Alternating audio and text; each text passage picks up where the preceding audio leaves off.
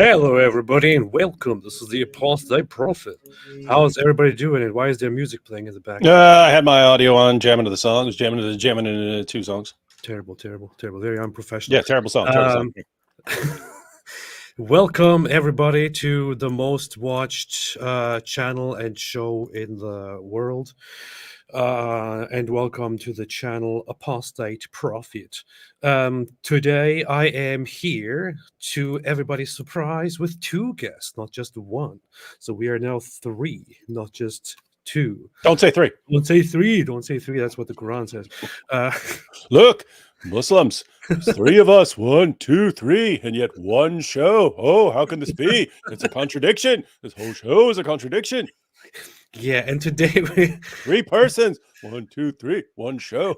Yeah, today we want to talk about an issue that you can pretty much see in the thumbnail and also the title, which is Islam and Christianity compared, put against each other, tested, also combined with a comparison with Judaism.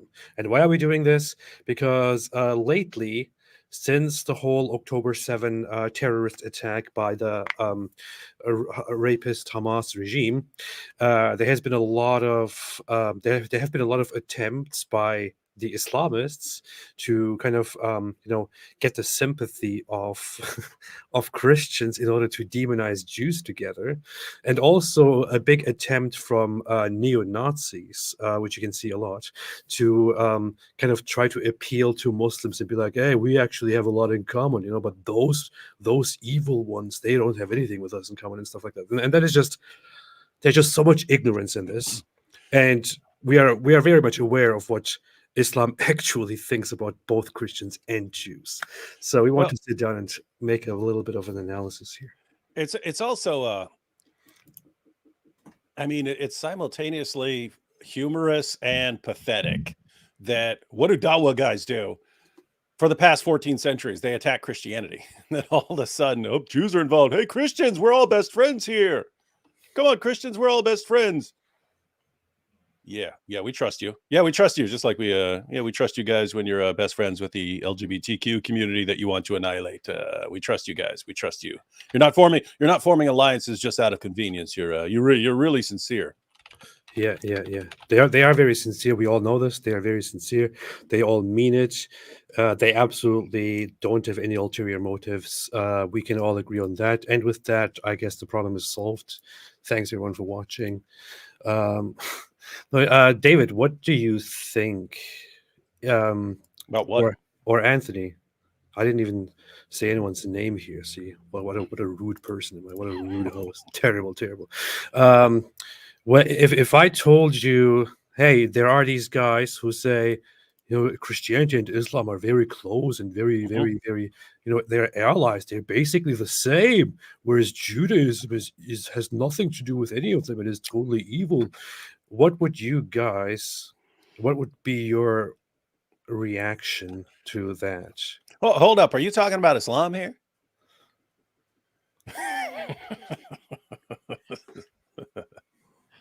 The first response would be to give a big hearty laugh. So laugh. Go ahead. Yeah, well, you guys interrupted me, so I held it in. But yeah, we wanted to hear that.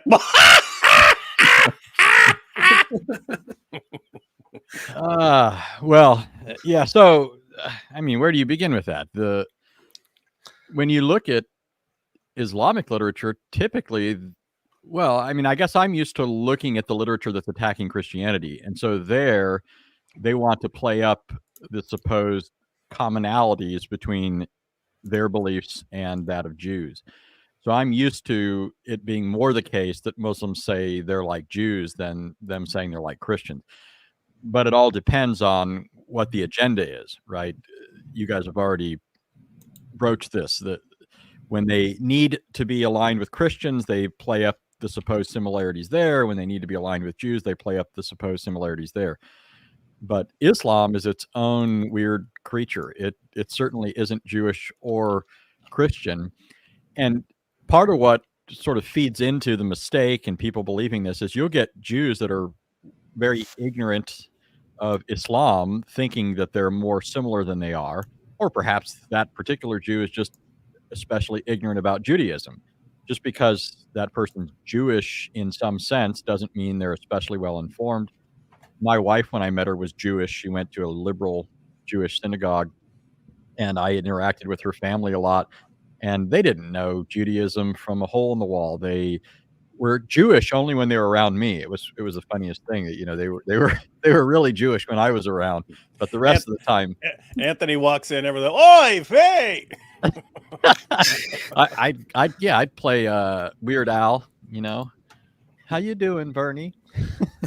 But yeah, so you can get an ignorant Jewish person, doesn't know Judaism from anything, and he'll assume that it's the same. And really, before I started studying Islam, I assumed that it held a lot of things in common with Judaism and Christianity. Not that there aren't any points of commonality, I'm not suggesting that, but I thought there were more. And even those things that we might say, in one sense, are common end up being quite different because of those other things that of themselves really are different, right? So, for example, we could say that there's a commonality between Christianity and Islam because Muslims also say Jesus is the Messiah, but they can't mean the same thing by that Christians mean, because their religion is antithetical to everything that is involved in the concept of the Messiah for Christians. So sometimes even the apparent differences or similarities aren't even that similar. Yeah, the version that I've seen pitched most frequently, apart from just saying over and over again, Jesus is a Muslim, and you say, what do you mean by that? And you say, oh, well, etymologically, the word Muslim just means this, and we're not going any deeper than that. I like John McCrae's response. John McCrae was responding to Sneeko saying that Jesus is a Muslim because etymologically, the word Muslim means one who submits to God, and Jesus, even according to Christian belief, submitted to the Father, and therefore, what's the problem here? He's a Muslim, and John just flipped back. Well, you know what the meaning of the original meaning of gay is, right? Oh, so Sneeko's cheerful, so Sneeko's gay, right? Like this, some funny stuff. But so there's that, of course. And then as far as Judaism, Christianity, and Islam, I've just been bombarded with, David, but Muslims believe in Jesus, Jews don't. So therefore we have more in common than Muslims and Christians have more in common than Jews and Christians, or Jews and Muslims, which I find interesting because, like you, Anthony, I've seen over the years Muslims appealing to Jews, saying, "So you see, we're the Unitarians here. We're not like those weird Trinitarians over here. So we have, whatever is most convenient at any moment for the ummah. That becomes the message. That becomes the message of Islam. This does raise an interesting question, because what you have is, Now, one of the reasons that claim is so dumb, oh, Muslims have more in common with Christians than Jews have in common with Christians. You have Jewish Christians. You have lots of Jewish Christians. You have Messianic Jews, and then within Judaism, you have all kinds of perspectives. Yes, you have the Jews who absolutely hate and despise Jesus and will say, he's in hell, or very, very, very nasty stuff. But you also have a spectrum. You have Jews who believe that Jesus is an authority, but for the Gentiles, right? Like the Jews, we have our system, but then the Gentile, Jesus came for you Gentiles. I've seen that position. I've seen Jews who, even though they don't believe in Jesus, they nevertheless have a favorable view of Jesus as like a religious reformer within Judaism. So they're like, Jesus came to rebuke the religious hypocrisy, and they'll say, and he won. A Jew tell me that in Israel. So he goes, Jesus won. He said, back in his time, they'd condemn you for taking someone, for helping someone on the Sabbath or something like that. He said, you wouldn't find anyone like that today. They would never say, oh, we're not going to take this person to the hospital because, it's the Sabbath or something like that. They say, no, you don't have that stuff anymore. So they go, so Jesus won. So anyway, you have a spectrum within Judaism. So you can't just say, Jews hate Jesus or something like that. within Islam, it's a different story. They'll say they believe in Jesus, but they just turn him into a Muslim. That's what Muhammad does over and over. Hey, I like Alexander the Great. That's a famous guy. Oh yeah, he was a Muslim. Oh, Jesus, people like Jesus. Yeah, he's a Muslim. We'll just call everyone a Muslim. Everyone that anyone likes, we'll call him a Muslim. Notice it's the same mentality, but like in a different direction. It's, oh, we want Andrew Tate to be a Muslim, and oh, we want Sneeko to be a Muslim. They just like famous people. They just like famous people. Wasn't Alexander the Great gay like Sneeko? Mm-hmm. Yeah. He definitely was. yeah, he was. So anyways, the question is, and it's an interesting question, and it could be debated. Suppose you had someone who doesn't believe in Jesus. So let's just take the Jews who definitely do not believe in Jesus. You've got people who reject Jesus. They believe he's a false Messiah. And then on the other hand, you've got people who say he's the Messiah, but all they really mean is we've taken him and completely destroyed his essence to make him service our religion. And that's all that he actually is in Islam. They've taken away everything about Jesus that was meaningful and just said, oh, and he was a Muslim and he preached Islam and he predicted the coming of Muhammad. And other than that, who cares anything about him? So like what's you could actually flip this and ask Muslims, because again, I'm not sure like which one you'd say you'd prefer. But I can ask Muslims, would you prefer someone like let's say the apostate prophet here says, I don't believe in Muhammad. I believe he's a false prophet. I reject him. Would you rather have that? Or would you rather have, let's say I come to you and I say, hey, Muslims, I've realized that I believe in Muhammad. I believe in him. I believe he was a devout Christian who believed and preached the doctrine of the Trinity. He believed that Jesus is his Lord, his master, and his savior, who died on the cross for sins and rose from the dead. He preached that, but then later on, a bunch of evil people corrupted his message and it became Islam. But I believe in Muhammad.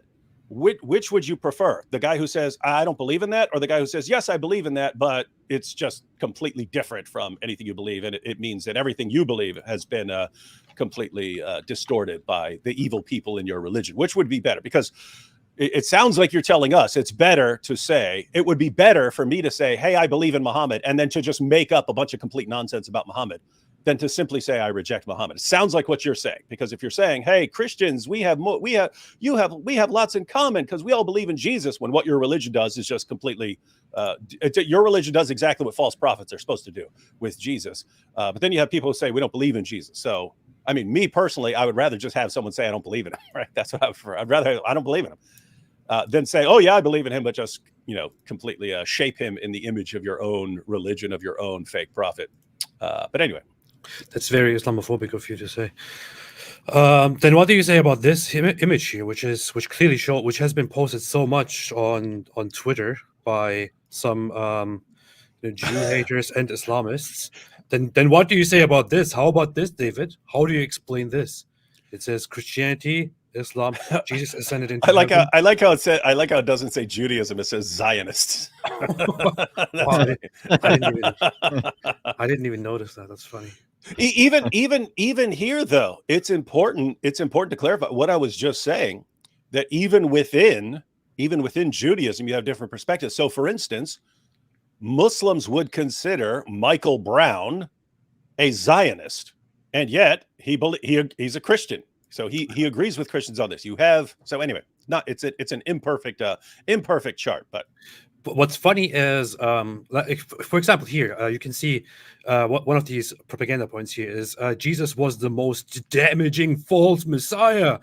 Now, as far as I understand Judaism and Jewish perspectives on Jesus, from all the interactions and all the research that I have so far obtained, this is not at all a mainstream Jewish perspective. In mainstream Judaism, Jesus is not considered to play a this big of a role and to play this big of a bad role. So this looks like a complete exaggeration to me. And the funny thing is also that when it comes to the whole Messiah comparison here, for example, it says here, Jesus is the Son of God, the Messiah, the final prophet. In Islam, it says Jesus is the Word of God and his messenger and the deliverer of Scripture. Now, first off, there is a huge difference between the value of this, right, and the value of this. Plus, what exactly is the word of God? It's something that is adopted from Christianity, and which Islam misunderstands and misrepresents. What is the Messiah? It says here he is the Messiah in Christianity. Interestingly, it doesn't say he's the Messiah here in Islam. It should say he is the Messiah. But what exactly is the Messiah in Islam? Nobody knows, because there is no explanation whatsoever to what the Messiah actually is. Islam only calls him the Messiah, and that's it. And a deliverer of Scripture. And David, you and I have both pointed out quite often that if we are to go by the narrative of Islam, that Jesus was sent as a messenger to deliver a message, to deliver a scripture, then apparently he did a terrible job, or Allah willed it for him to do a terrible job, because what Jesus did is he brought a message. The message was completely lost immediately and completely distorted. And as a result of that, the biggest false religion in the world, Christianity, was created. So it was all a giant mess. Either Jesus was completely was maybe a huge mistake, or Allah made a huge mistake for him. So yeah, and that's the really weird part. And AP, this is why you're familiar with all sorts of things in Islam, you know, like the eyes are the leather straps of the anus, and Satan urinates in your ear, and all these things that look like just completely. It looks like something from that time, someone with a childish mindset from Muhammad's time would have come up with. But there are other things where it's like too perfect, and it's just everywhere you look in Islam, you'll have something that sounds good and sounds impressive. I'm talking about to religiously minded people, right? People who want to actually serve God. It'll sound good on a surface level. At the moment you start digging a little bit deeper, you find like evil, satanic, blasphemous, demonic nonsense. Like every single time. You could pick any issue and like, hey, this sounds good, doesn't it? And you start digging a little deeper, and it's like, what the heck? You can pick any example, like Islamic fasting. Hey, we're fasting. Say, oh, fasting's good, right? Yeah, lots of religions believe in fasting. Oh, cool. What do you mean by fasting? We mean we gorge ourselves with food multiple times per day and call it fasting. It's like, wait, what? Yeah, we do it all for a big show, and we all get together. Hey, look at me, I'm fasting. I'm fasting. Are you fasting? I'm fasting. Nom, nom, nom, nom, nom. And it's like, what that? What? You've actually, your religion has convinced you that you're fasting right now, and you're gorging yourself like 2 Thanksgiving dinners per day. What is this, right? But you get to, so anyway, it's the same all over the place. But in Islam, we respect Jesus. He's one of the greatest prophets ever. Okay, what did he accomplish that actually, what lasting thing did he actually accomplish? Well, he brought the biggest false religion. So. Yeah, that's what I mean. At the end of the day, that's the answer, right? So they'll say, oh, yes, we believe in Jesus, and he's born of a virgin, and he lived the most miraculous life ever. He raised the dead. He cleansed the lepers. He did all these things. Miracle after miracle after miracle. Allah gave him the most miraculous life ever. And he's the Messiah. And Allah wouldn't let him die. Allah raised him. And he's coming back. He's doing all of these great things. You say, wow, Allah's really, sort of packing a lot into Jesus. And then he's the word of Allah, and he's a spirit from Allah. This is really exalted language about Jesus. So yeah, your religion really sounds like you respect Jesus. Dig a little deeper. By the time Jesus finished his work here on earth, there were 2 kinds of people. You had people who were bowing down and worshiping him as Lord. They're all going to hell according to Islam. And you had the people who rejected him, and they're going to hell according to Islam. So the end product of all of Jesus' work is everyone's going to hell. Because his followers are going to hell because they're associating him as a partner with Allah. And then the people who rejected him, they're guilty of rejecting a prophet. That's what Jesus actually accomplished. And part of the sabotage of his entire work is Allah tricking people into believing that Jesus died by crucifixion. Keep in mind, Muslims, we open up the Bible. The Bible says over and over and over again that Jesus predicted that he was going up to Jerusalem, where he's going to be crucified, and that he would be buried, and that he would be raised. So over and over again, Jesus predicts this. He's going up to Jerusalem. He's going to be crucified. They're going to kill him, and he's going to rise. And then you have all these passages about Jesus dying and then rising. So you have all these passages in the gospel. Now, you Muslims believe that the gospel has been corrupted. He didn't really die. So quick question. Who corrupted the gospel? Who corrupted that? And I'm saying this because Muslims always say, oh, the Council of Nicaea corrupted the gospel. Oh, the Apostle Paul corrupted the gospel. No, according to your religion, according to your beliefs, who propagated the idea that Jesus died by crucifixion? Allah did. Allah did that. Who corrupted the gospel? Allah did. So you've got Jesus, who accomplishes absolutely nothing because his entire work, his entire life's work is derailed. Who derailed it? The Apostle Paul? No. The Council of Nicaea? No. Christians? No. Jews? No. Who derailed everything Jesus did and replaced it with the world's largest false religion? Your God did. Your God did that. So this is what I mean. It's like, oh yes, we respect Jesus, we respect God. And you dig just a little deeper, and Jesus is a miserable failure, and it's all because of God, who sabotages the work of his own prophets and starts false religions. Like, hey.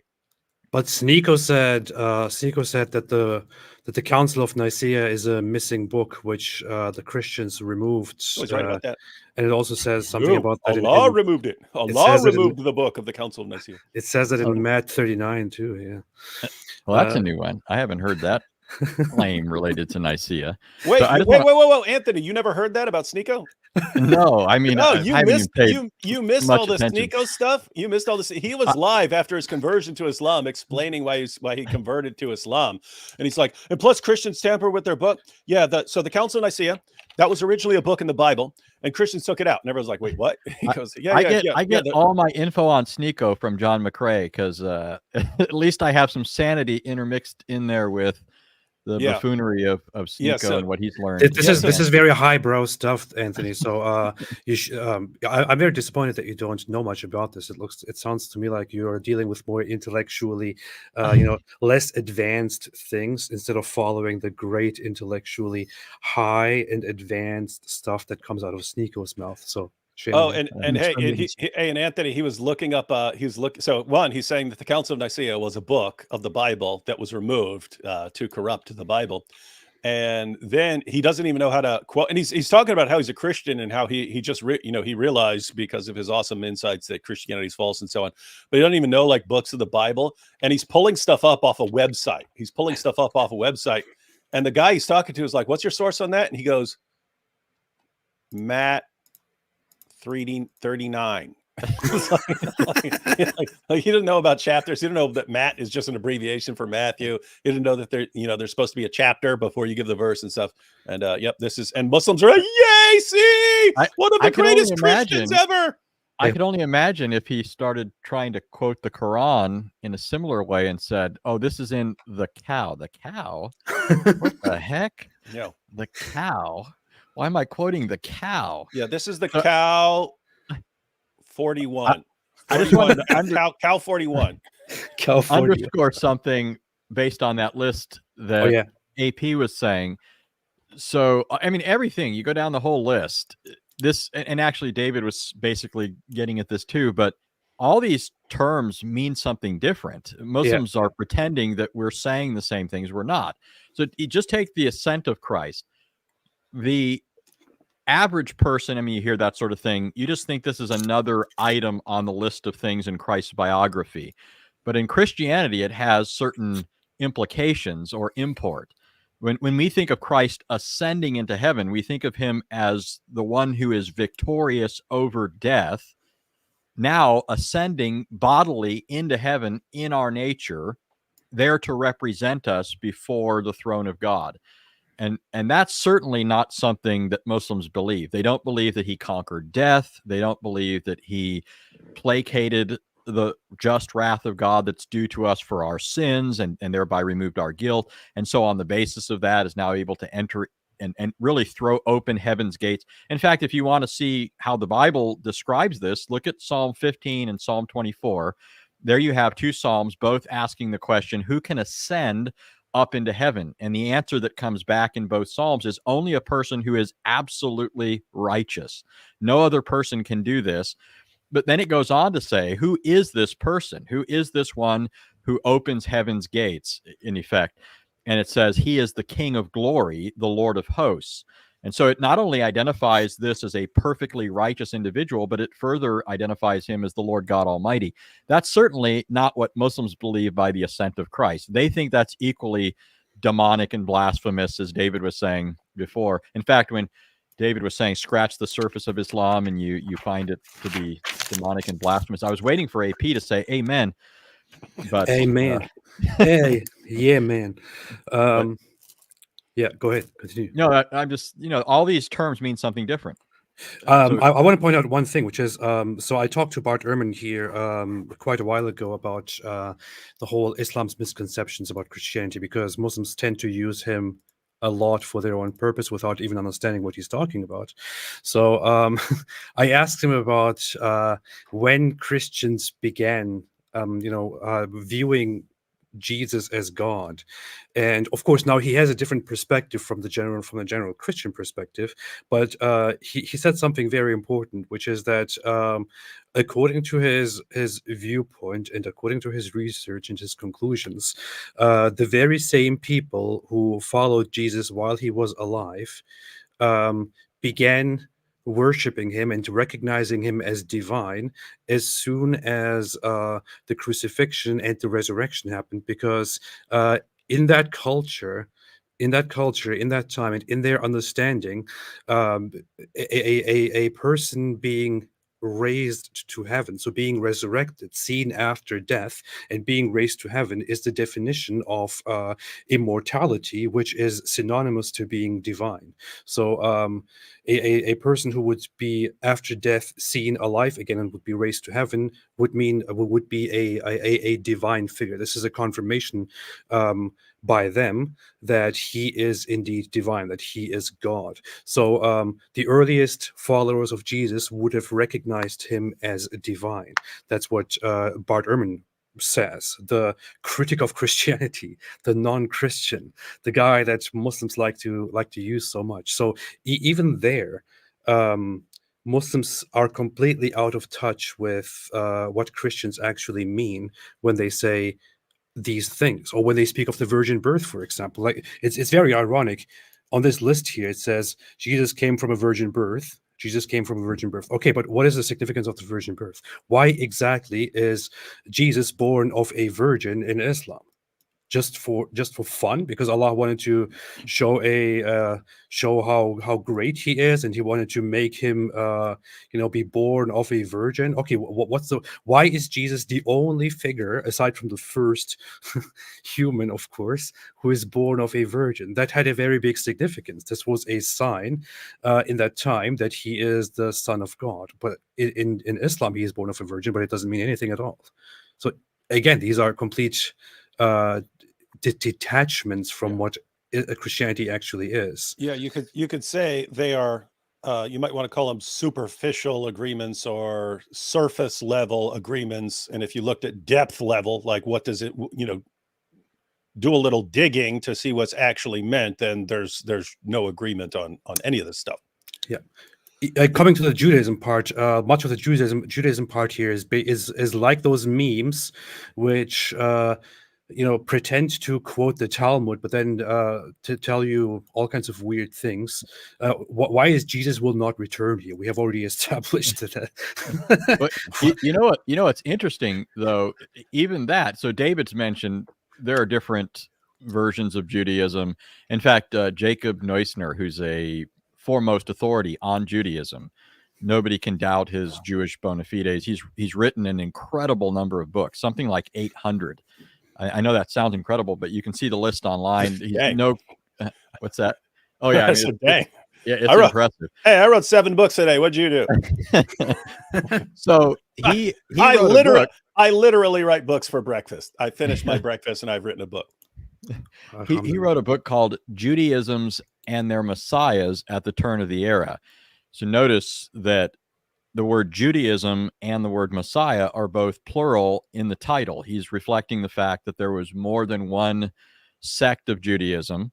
Some of them are mentioned in the New Testament, Sadducees, Pharisees. We know from Josephus that there were Essenes, and there are other groups even within those. But not being monolithic, then there's been a variety of expression. And one of the interesting things, and not well known, is the fact that at least since the Middle Ages, with people like Rambam, Moses ben Maimonides, who lived under Islamic rule in Spain, and so had to speak in a way that was in somewhat, some sense, he had to be careful, right? Yeah. He's living under Islamic rule. So he's going to, of course, walk on eggshells when it comes to saying things with respect to Islam, but he didn't have the same restraint when it came to Christianity. However, he had to deal with the fact that Christianity had definitely made its mark on the world.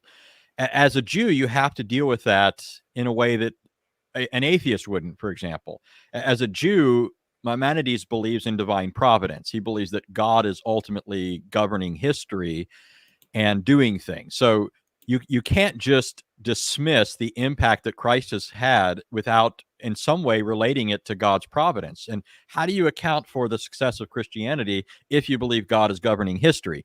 So what Maimonides said was that God allowed for the things that Jesus did in order to pave the way for the true Messiah. So Christianity introduced moral monotheism to the Gentiles and made it possible that when the true Messiah comes, people are already prepared for the religion of Judaism that he would bring in full measure.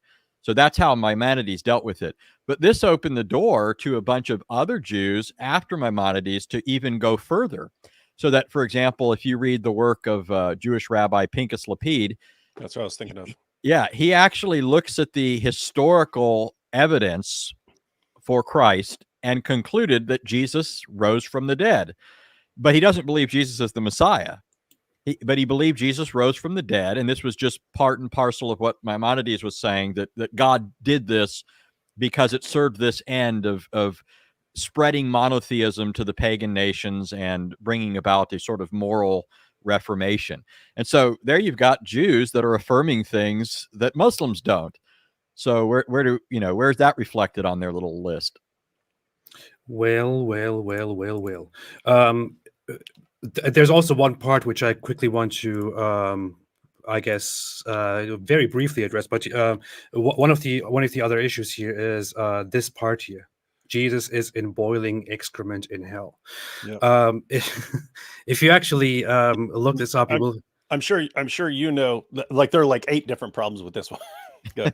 Many different problems. Yeah. One of the problems, the first problem that I'm thinking of, is that this is not a prominent interpretation of any of the verses that we're talking about in Jewish history. That the majority Jewish opinion does not agree with such an interpretation in the Talmud. That is what this is in reference to. That in the Talmud there are multiple different people by the name of Yeshua who are used as examples in different instances because it's a very common name. But go ahead if you have more problems to add. Oh yeah, I was just going to point out that I mean, notice that this is all under the category of Zionists. This is what Zionists believe. You have tons of Zionists who are atheists, right? You have tons of Zionists who believe that Israel has a right to exist and defend itself, which that's how they define Zionism right now. That's how Muslims define Zionism. If you believe that Israel has a right to exist and defend itself and have a nation there, then you are a Zionist. You have tons of Jews who are atheists. You have tons of Jews who aren't atheists, but so they believe in God, but they don't believe in hell. You have tons of Jews who believe in God but don't believe in hell. You also have tons of Jews who believe in an afterlife, may believe in rewards and punishments, but have no clue what the Talmud says about anything. And then, of course, you have the Jews the Orthodox Jews who are very knowledgeable and who know their system and so on, and who know their religion. And if you had Jews so you will have Jews who believe things like this, but notice they just lump everything together under the category of Zionists without acknowledging there's a pretty broad category there. And again, I have to point out, you have people that they would classify as, they would classify tons of Christians as Zionists, right? They would say, Christians are Zionists. So we'll assume they're talking about Jewish Zionists. What do you do with Michael Brown, who believes that Jesus is Lord?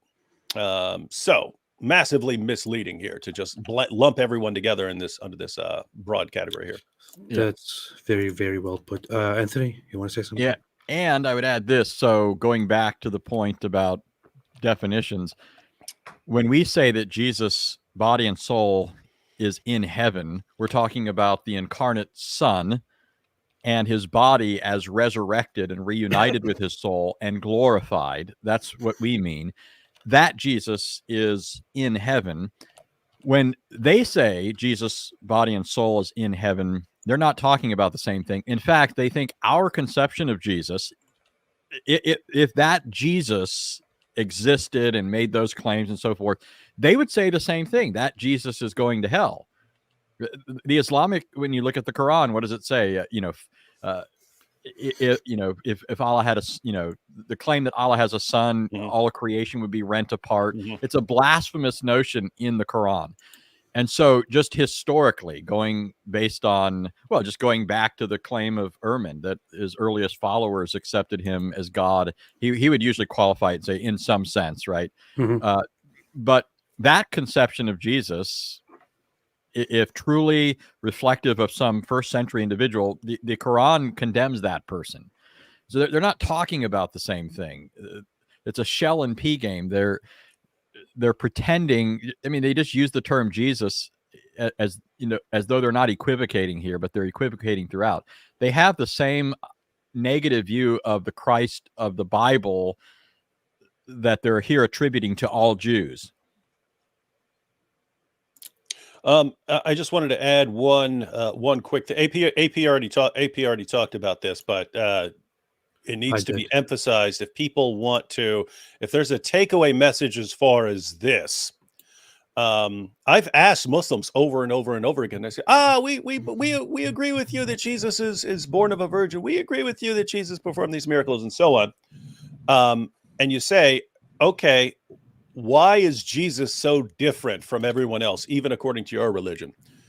So why is Jesus the one born of a virgin in your religion? Why is Jesus the one who has the most miraculous life in history? Why is Jesus the one who's the Messiah? Why is Jesus the one who Allah would protect from death? Allah didn't even protect Muhammad from death. Muhammad died being poisoned and died in complete agony, but he wouldn't allow that to happen to Jesus. Why is Jesus the one who's the word of Allah? Why is Jesus the one who's a spirit from Allah? Why is Jesus all of these things? Why is Jesus so unique? Not according to me, according to your religion. Why is Jesus so radically different from everyone else, including all other prophets? Why is he so different?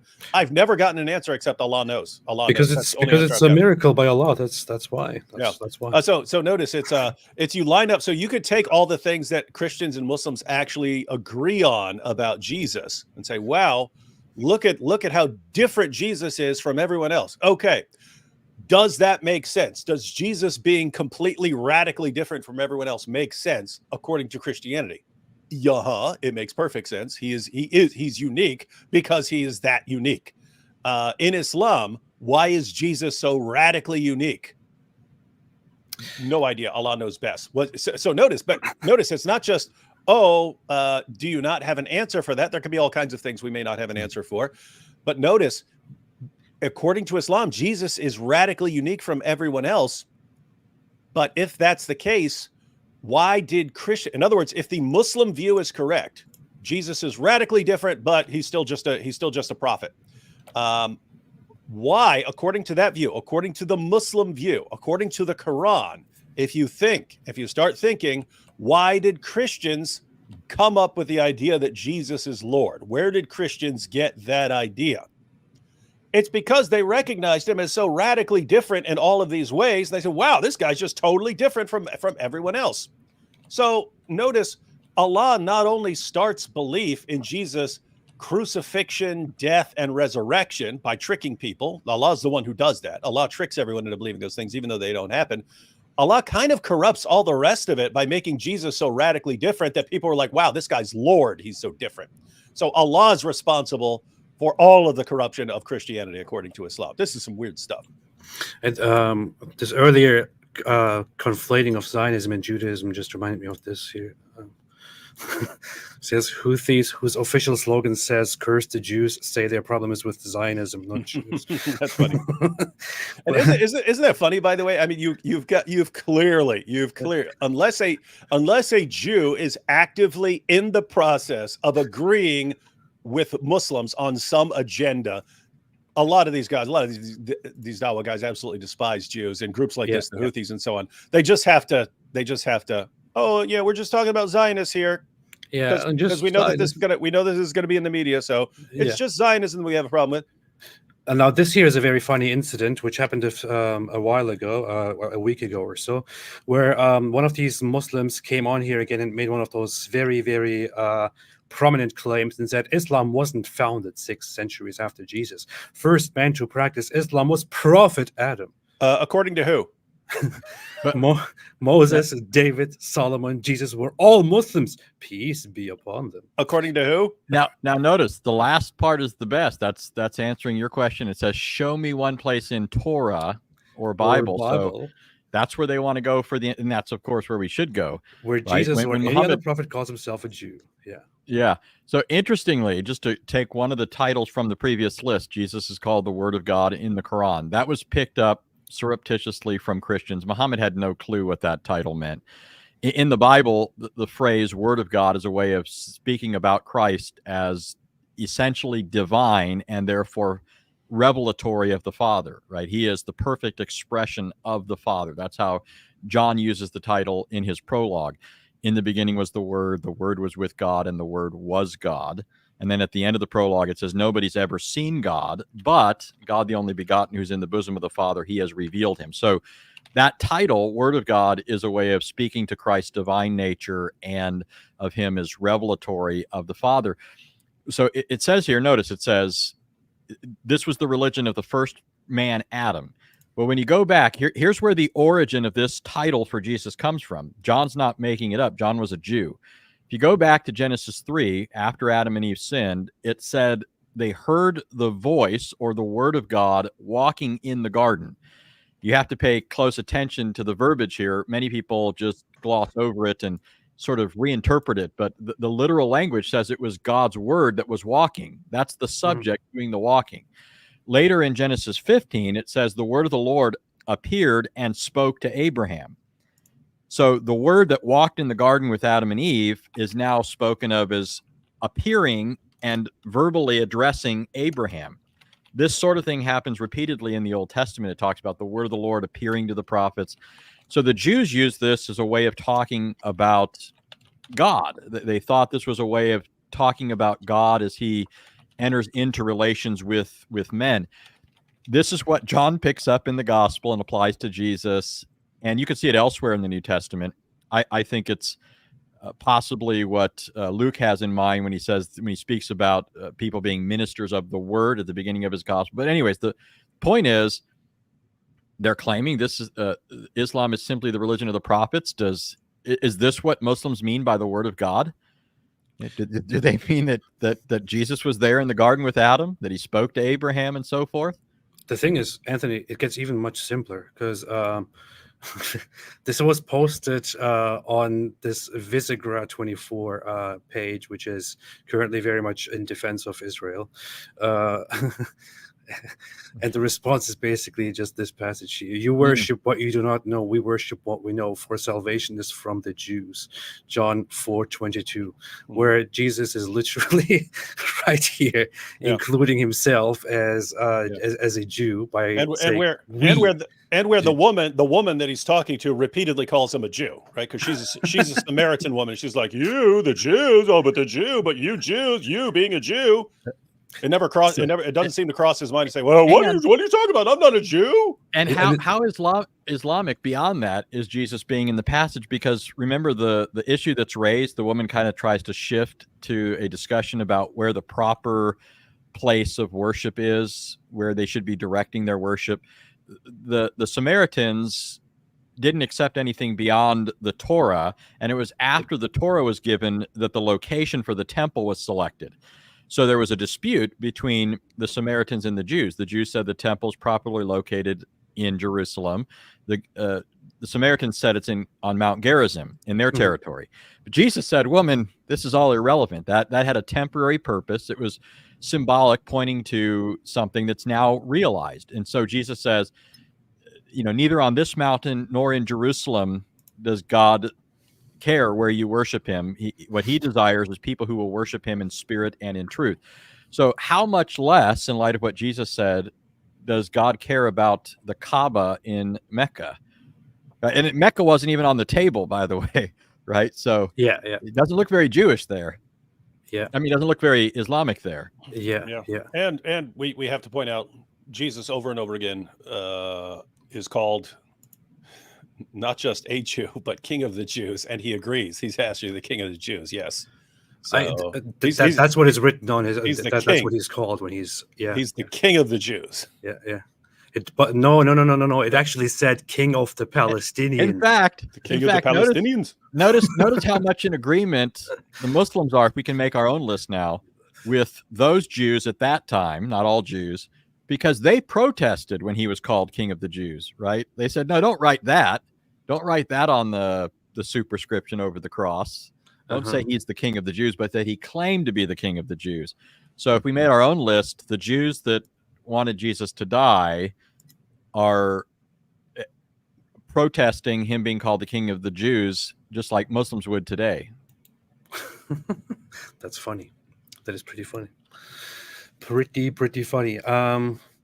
This is a meme. This is very highbrow, which says Muslims today say we protected the Jews. They loved living under our rule, even Maimonides. And here you have an actual passage from Maimonides. I recently published a video where actually Jay Apologetics made the video and published it on my channel, where he went through the whole quotation. But Maimonides is the very one who says, God has entangled us with this people, the nation of Ishmael, who treat us so prejudicially and who legislate our harm and hatred. No nation has ever arisen more harmful than they, nor has anyone done more to humiliate us, degrade us, and consolidate hatred against us. He's talking about the Muslims. Plus, this is not even all. He also describes in the very same letter. This is an epistle which he writes to the Jewish community in Yemen. He describes there Muhammad as a madman, and uses another word which I don't remember right now. But he doesn't have any kind words for Muslims at all. So this is just an attempt by Muslims to distort everything here. This is a side note, by the way, but just because Inspiring Philosophy shared that video about Daniel not being able to read sources earlier.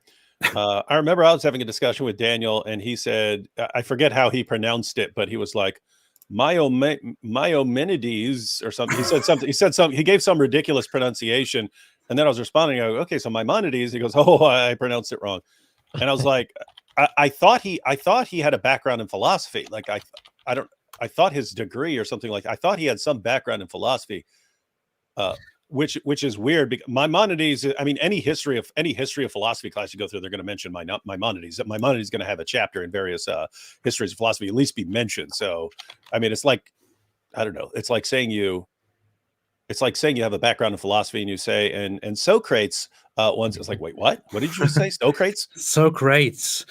Well, you pointed out the video from earlier. This is I actually want to watch this very quickly because I think it's a might as well. video. It's short, and you're debating this guy in a couple days. You're debating this guy in a couple days, so you need to be aware. Any source this guy quotes, I do not trust you. Shut up. Yeah, I know. I actually brought this to IP's attention, which is why he made a response to this. Now, how many IDF soldiers have been killed in the past 2 months? The number is shocking when you compare it to 20 years in Afghanistan. Estimate is about 3,000. 3,000 IDF soldiers have been killed. Wait, go back. What did that article say? Pause it. Pause it. Anthony, look at the actual sentence, not just the highlighted part. The number of Hamas fighters killed is difficult to determine, but the IDF said, so it's talking about Hamas fighters. Yeah. So Daniel highlights this part, and he says, this says 3,000 IDF soldiers. This man literally cannot understand a sentence. I mean, I can imagine someone watching this. Like I might not even, if Daniel showed this to me in a video and he highlighted that part, I might just skim the highlighted part and think, oh, okay, he's making a point. I might not read the entire, but he's the one who actually located this information, presumably read it and didn't understand it. And this just you think, I mean, how is this guy educated at all that he doesn't? He literally puts it on the screen. He highlights it on the screen. So he had to do work like actual editing, reading it, finding the information, screenshotting it, highlighting it, putting it into a video, and he still doesn't understand the sentence, like part of the sentence that he's reading. And this just reminds me, because Anthony, we've had we did shows where we're talking about Muhammad Hijab when he's debating Rabbi Shmuley, and Hijab's entire case against Israel was Israel is killing 100 civilians for every Hamas jihadi. It's 100-to-1 ratio. And he said that this was reported in the Guardian, that this is that he gave his sources for this information, and we went and looked it up. 100-to-1 ratio. And so he said, "Oh, look, only 60 Hamas fighters have been killed by the IDF." We looked it up. It was 60 Hamas commanders. It was way more Hamas fighters. And it's like, but commanders was in the title. It's 60 Hamas commanders killed by IDF. Yeah, and maybe it's like you guys, they don't understand sentences. They don't understand words. They can't understand a headline that my 5-year-old son could understand. And these are like the champions of Dawah, and the dumber they are and the more they get wrong, the more their fans love them. And this, I mean, this kind of ties in with what I was saying about there being like something demonic in all of this. But well, this may be like what what Allah did to Muhammad when he made it look like there were fewer in opposition to them, right? Allah's in the business of messing up the math for people. That's a good point. AP, you should make a video on that. You should make a video on that where, so guys, for anyone who doesn't know, it's in Surah 8, but so the Battle of Badr, you had the Battle of Badr, and what happened was Allah realized the Muslims are going to be scared to fight, so he has to trick them into going out and fighting at the Battle of Badr. So he gives Muhammad a dream in which it's only a few of the Meccans who are showing up to fight. And then Muhammad is given this dream by Allah. Muhammad wakes up, I've got a revelation. And my revelation says there's almost no one. We're totally going to be able to overpower these guys. They actually go out, fight. They win the battle. They're totally outnumbered. But that's when Muhammad guarantees anyone who dies gets, instant access to your, virgins in paradise and so on. And then we'll fight then. And then so they actually win the battle. Muslims win the battle, and they come back and like, hey, what's going on with that? There's only a few of them there. And Allah explains, hey, if I showed you that you're actually outnumbered, you guys are such cowards. There's no way you would have gone out and faced these guys. So I had to actually trick you and deceive you into thinking that their numbers were far fewer than they actually are. I had to deceive you. But so what Anthony's pointing out is, since this is Allah who tricks his own followers into messing up their numbers seriously, maybe that's what he's doing here. And so so notice, I mean, if you could actually make a theory out of this, right? Like Allah is using Daniel and Muhammad Hijab to deceive Muslims in order to get them some future victory over everyone. In order to do that, he has his servants completely unable to understand basic numbers and constantly distorting the math. Which, following the analogy, implies that they're cowards in Allah's eyes. Yeah. But it's just like Muhammad Hijab said. Oh, people are dying. Muhammad, get your head out of the Jewish bedroom. It's really bizarre. Let me be clear. No. Sexual lubricants? How embarrassing. You sell dildos. Can we get it back to dildos? You speak about 5-year-old girls being ready for sex. Listen, let's go back to the issue. Let me ask a question. Why are you shaking? I've got a vibrator in your pocket. Come on, this is a serious. I think he's got one of his daughter's vibrators. Come on, leave him, please.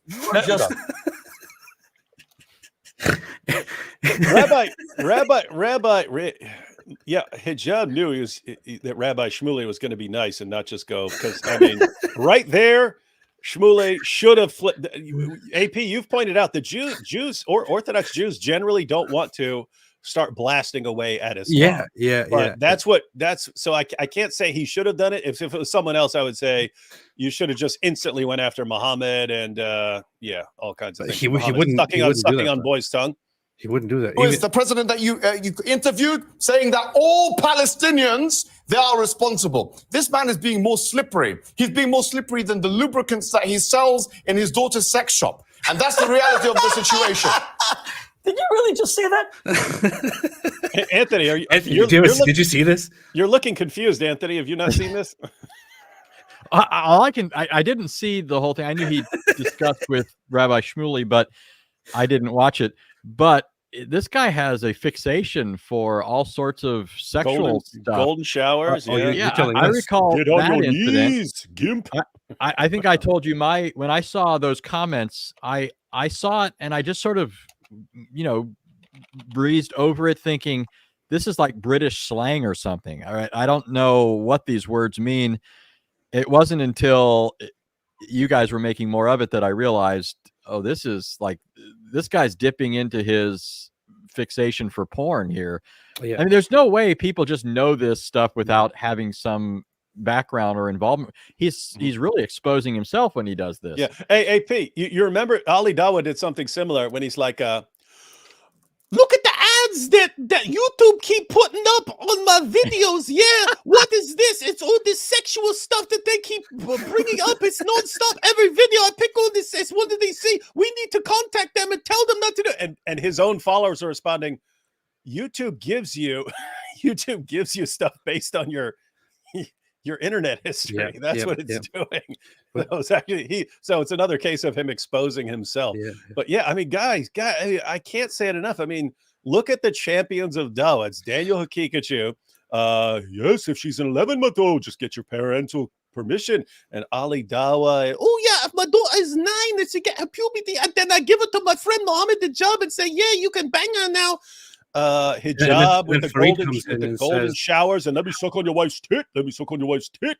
And then Farid comes in and says, how is it child rape when there is parental consent? And then Sheikh Uthman ibn Farouk opens his marital counseling center where every woman who's sent there gets banged by the Sheikh, even though she's already married, but he'll marry her. He doesn't care. What does he care? He's a king of fake hate crimes. These are like the most popular da'is in the world. And it's hold on. Mohammed Hijab wants to say something.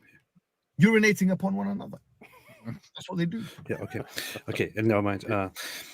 Back to 100 said Jews are Israel argue with God, not submitting to God. I pointed this out before, but Islam has a very, very different understanding of the relationship between humans and God from both Judaism and Christianity, right? Where in Judaism it's like God is leading his people. In Christianity, there is a very big emphasis on this relationship between God and the humans, and this loving relationship. In Islam, it just turns into a whole tyrannical slave master and the slaves who, if they don't behave, the slave master will punish them severely, and if they are good boys, he will reward them for that. It's completely twisted how even that fundamental aspect of the relationship between God and humans is completely disconnected from how it was in the Bible, how it was in biblical tradition. Yeah, Allah's like a warden. If you're good, you can have a TV, but if not, if we find out that you're making a tattoo gun out of it, nice. And what did you say about it? After just 2 months, there's been 3,000 IDF soldiers that have been liquidated. Now, I know reading is not for everyone, especially Daniel Hakikachu. He wouldn't want to learn about those pesky facts that could get in the way of his agenda. So let's help him out here a bit. Daniel, this article does not say 3,000 IDF soldiers have died. This is the IDF estimating how many Hamas fighters have died. Just read the text in front of you. The actual amount of IDF soldiers who've been killed since October 7th is closer to 500. Maybe, Daniel, you should use Google more. It might prevent blunders like this. This is funny that he brought up Google, because Daniel Hakikachu kept referring to him as Googling philosophy, because implying that that Mike gets his knowledge from Google. No, that's right. I don't know anyone who burns through more books than IP. He reads everything. He'll just on the issue of Christmas, someone says Christmas is pagan. He goes out and reads every single classical historical work on the origins of every feature of Christmas. And then he can come back and say, okay, guys, if you know something I don't, tell me, because I've read every single thing that's ever been written on this. That's how he rolls. And he's the one who he's going to, he goes into a debate with Daniel. He reads all of the sources and is able to say, Daniel, you don't know what you're talking about on these sources, man. You just don't know. I mean, right?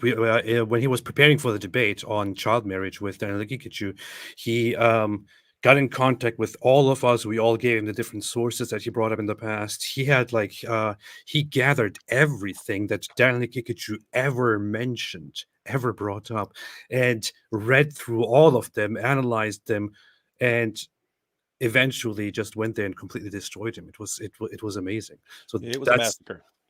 it was brutal. That's what IP does, where Daniel puts up an article, highlights it, and can't even understand the sentence. Wow. Swiss Apologetics said another live stream of David Wood and this other guy. Yay. How dare you? I'm banning you, Swiss Apologetics. It's two other guys, by the way, Swiss Apologetics. Yeah, you can't see, you're blind. Swiss Apologetics said Protestants, soli Deo gloria, sola scriptura, sola fide, solus Christus, sola gradi, Islam, only... He wanted you to speak Latin. Islam, only goats. Oh, only goats. Stop it. Yeah. Anthony, that's an ongoing joke about Yeah. Ari Wasserman said, unlike only goats, AP gets you 100% off hooves free. See? This is what we're dealing with. Yeah, Anthony, got to realize this is an atheist channel, so you get all this talk about only goats and stuff. And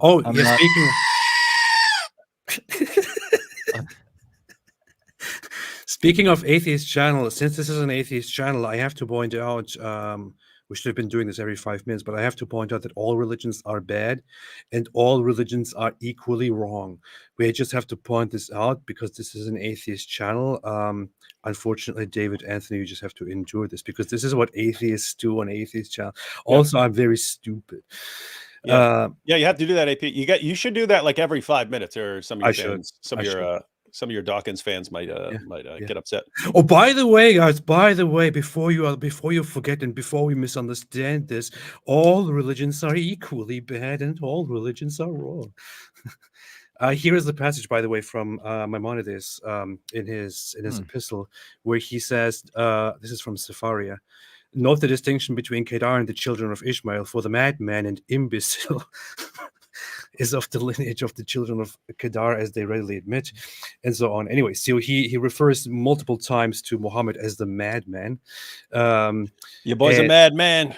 Yeah, and describes the Muslims as literally the worst in their behavior and their treatment of Jews. So when nowadays Muslims come out and they're like, even their scholars, they know that that under Muslims they were treated so fairly. They loved it. They had no complaints. There was not a single time in the history of Jews where they ever complained about their treatment under Muslims because they were so thankful. It was the best. It was like paradise. They all wanted to convert so badly, but they just didn't want to because they liked being Jews. No, if you look at the actual Jewish history, you will not see much happiness under Muslim rule.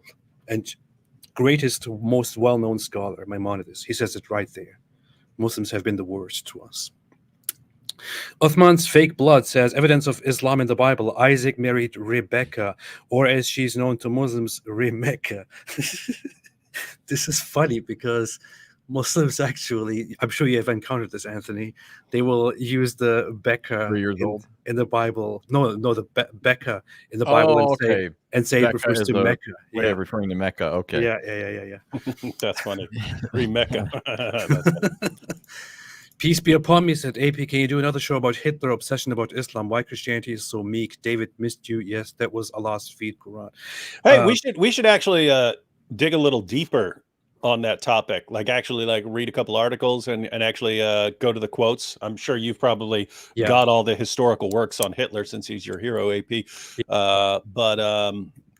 Yeah, we could actually do like like actually go through all the sources and stuff on Hitler and Christianity and Islam and so on. Yeah, I just thought after seeing the super shekel here by Peace Be Upon Me, I just thought it would be good to do to make another dedicated live stream, which is why Hitler loved Islam and hated Christianity. and we can put it on a thumbnail. Of course, we have to be careful with YouTube there, but we can in detail go through that, because Hitler was very clear on one thing, which is that he really didn't like the fact that Germans were Christians, and he wished they were Muslims. He was like, why did it have to be Christianity? Why not Islam, please? Yeah. Anthony, you sound like you want to say something. You look like no, you mentioned YouTube and how you have to be careful. I was thinking, gosh, we could make another list comparing Islam to YouTube and show all the similarities. Yeah. I want to make one which is Islam compared to TikTok. Here is everyone's favorite sex trafficker and very good example for young men, Andrew Tate. He made a tweet a while ago where he said, "Christians and Muslims, we are brothers against evil." Now, here's the thing. When I see this, I immediately think of a certain Quran verse. But I want to ask you guys first, what is your like gut reaction to this idiotic statement here? Yeah, it's the same with the Dawah guys. I mean, it's the same vibe as the Dawah guys. Wait, Andrew Tate, weren't you the guy who's been insulting Christians and Christianity for years? It's all weak, and so I'm going to go become a Muslim because it's strong, and Christianity is going to fall apart and be destroyed, and Islam is going to dominate the world. And oh, they're getting crushed by the IDF right now. Hey, Christians! Oh, we're friends. Let's all work together against the Jews and evil. Come on, man. It's a joke, man. I have to point out something interesting here. So in the Bible, you have at the beginning, after man sins, at the instigation of Satan, right, the whole garden scene there, you have Satan in the form of a serpent seducing Adam and Eve. And as a result of this, God says he's going to put enmity between the children of the woman and the children of the serpent, meaning spiritually there's going to be righteous and wicked people. So there's not fraternity here, right? They're not brothers. And this immediately plays itself out in the story of Cain and Abel. Cain, who's not righteous, but of the evil one, according to the Bible, he slays his brother Abel because his brother was righteous. So all throughout the Bible, you have this interesting theme between the righteous and the wicked, and the wicked are being associated with the serpent in many ways. So, for example, if you think of Pharaoh, who's a prominent enemy to the people of God, on his headdress, what does he have? There's a serpent on his headdress. When you think of Goliath, many people don't notice this, but it describes him as being covered with scales of bronze. The word scales is evocative of snakeskin, and the word for bronze sounds like the word for serpent in Hebrew. And how is he defeated? He's defeated by David crushing his head, just like God said the seed of the woman would do in Genesis 3. Here's why I'm pointing all this out. Notice his little handle there, @Cobra Tate. So this self-identifying snake, Cobra Tate, says that he's brothers to Christians. The Bible says we're not. That's my Christian perspective on this. It's very funny because during that whole speech, that whole thing that you set up, I didn't think for a second that you would be referencing that. So that totally caught me by surprise here. Very, very nice. David, did you already say something about this, or I think you didn't, right? I did already said something. I said it's got the same vibe as the Dawah guys, but I'm over here writing the intro lyrics of this dope rap I came up with. Oh, okay. Well, I didn't remember if you said something or didn't say something because it's very boring. So I don't really remember if you did or did not add anything anyway. But yeah. So what I think of when I see this is when I was a Muslim, I was often reminded in my religious circle of one thing here, which is that the believers are brothers. So make settlements between your brothers and fear Allah that you may receive mercy, which emphasizes that the Muslims are the ones who are each other's brothers, the believers, the those who believe. But more importantly here, now, in fact, I think about this Quran verse here the entire time when these guys try to make it look like we Muslims and Christians should unite against the Jews. I think about this. Here is what Allah says, allegedly, according to the Quran, according to Islam. He says, "O you who have believed, do not take the Jews and Christians as allies." Look again. Do not take the Jews and Christians as allies or as friends. Actually, as friends, yeah. As friends. They are, in fact, friends of one another. I heard this a lot when I was young. And whoever is an ally to them or friend to them among you, then he is indeed one of them. Indeed, Allah guides not the wrongdoing people. So you have Muslims here come out and say, "Hey guys, hey Christians, we are very similar to each other. We should work together. You know, we are actually, you know, we have so much in common." But the Jews are different. They're evil. Okay, that's what you are saying, but your Quran literally says, "Don't befriend the Jews and Christians. They are friends of one another." So it's in direct contradiction with what these Muslims are saying right now for propaganda. Yeah, if Elle's watching this, so Elle had a video that blew up where she said, in effect, that Ali Dawah accidentally converted to Christianity. But I really think this should be pointed out, at least in tweet form, if not in short video form or long video form. Anytime one of these guys says something like this, it should just be pointed out. Wow, Andrew Tate just accidentally converted to Christianity. How? He's trying to set up Christians as allies with Muslims, and so now he's a Christian according to his own God in the Quran. You're not so. Isn't this amazing? I mean, Allah can actually command you, do not take Jews and Christians as allies. If you do, I hate the very idea of taking them as allies so much. So I'm going to say, if you take a Christian as an ally, you're a Christian. You're not a Muslim anymore. Yeah, but I don't care about what Allah says. Yeah, we don't care. We don't care. Allah says he affirmed the scriptures. We don't believe that, right? Yeah. So I don't care about Allah. We ain't got to believe what Allah says. We write ourselves, the Dawah guys. That's what everyone really worship. Hey, check this out. Brothers and sisters, what I'm saying is more important than what Allah said to you, yeah? Forget about Allah, yeah? What? Go ahead. You're talking about Maimonides, and he called Muhammad a madman, and then I blurted out and an imbecile. Yeah. I blurted out, your boy's a madman, right? And I was like, I remember there was a John Cena rap where I was like, where did I get that from? And it was a John Cena rap back in the day that actually had a funny video. But so it was like a funny video. But it starts off with, "Your boy's a bad man," and that's what I thought. But anyway, then I was like, oh, we could someone could dress up like Maimonides and do a Maimonides rap about Muhammad to have that handy anytime Muslims want to bring up Maimonides in some fashion. But I got the opening line here. Check it out. Ready?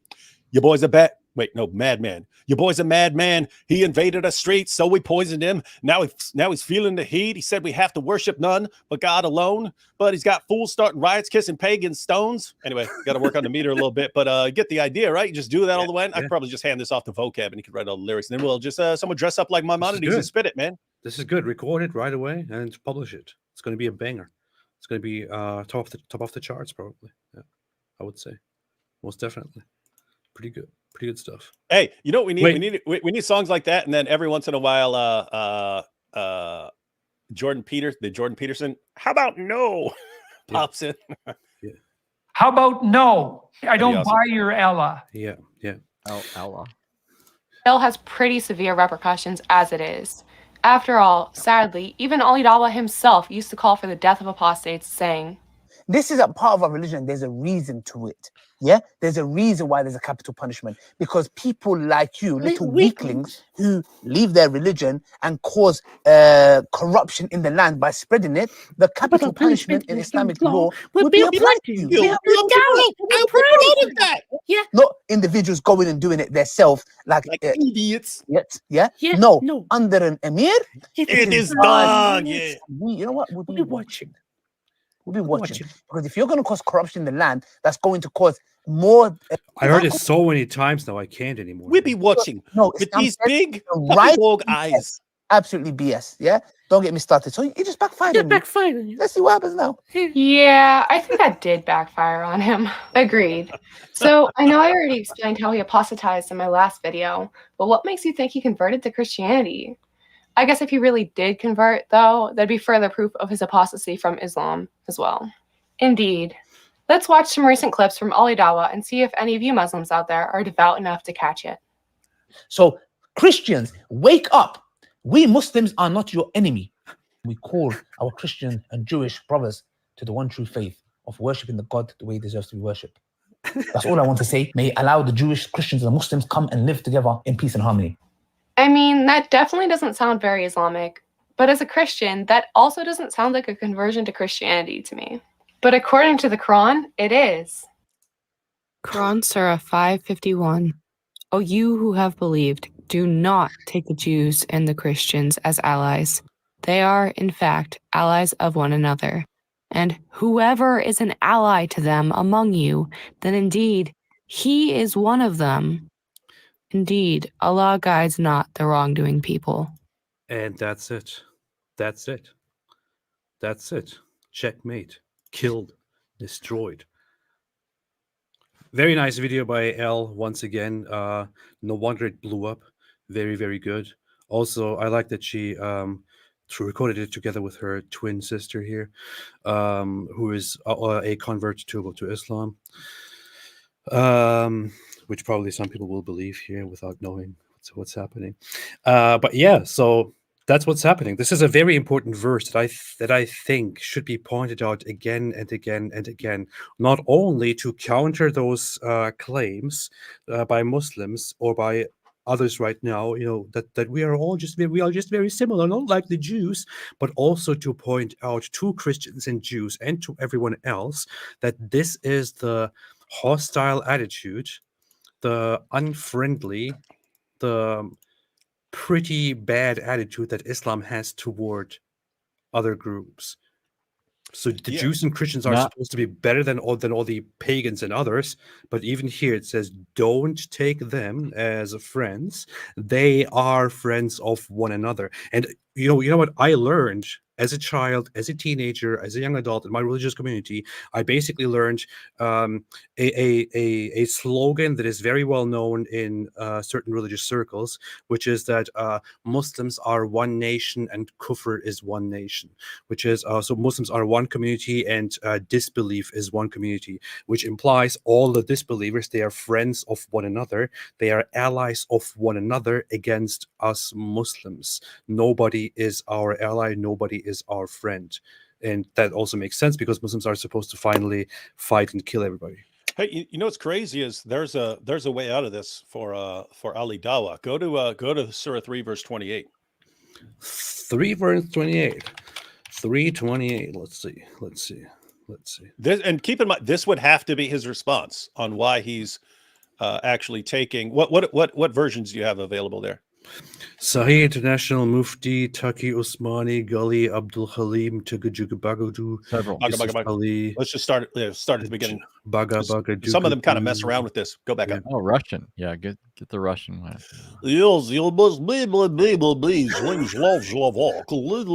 Let not believers take disbelievers as allies, i.e. supporters or protectors, rather than believers. And whoever of you does that has nothing, i.e. no association with Allah. Notice, if you take non-Muslims, disbelievers, as allies, supporters or protectors, rather than believers, you have no association with Allah. You're not a Muslim. So this ties in perfectly.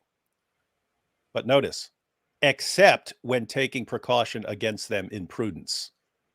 Oh. Did you catch it? Did you catch it, everyone?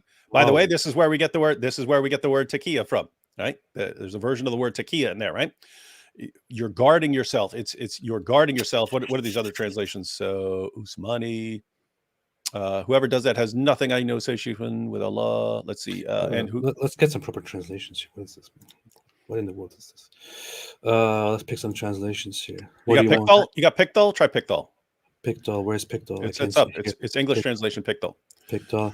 We got Khattab. You have Yusuf Ali, Abdul Halim. What are you doing? Are you going to read 75 translations of this? I would all the translations here. Where's Shakira? Where's Shakira translation? I don't know. I can't find Shakira translation. Anyway, yeah, here. Oh, Pickthall. yeah. Go to there's Halim and Pickthall. Let's read Halim and Pickthall. So Halim's at the top there. The believers should not make the disbelievers their allies rather than other believers. Anyone who does such a thing will isolate himself completely from God, except when you need to protect yourselves from them. Notice, do not take these guys as allies. Don't take them as allies. And then you have Pickthall, who translates it as friends. Let not the believers take disbelievers for their friends in preference to believers.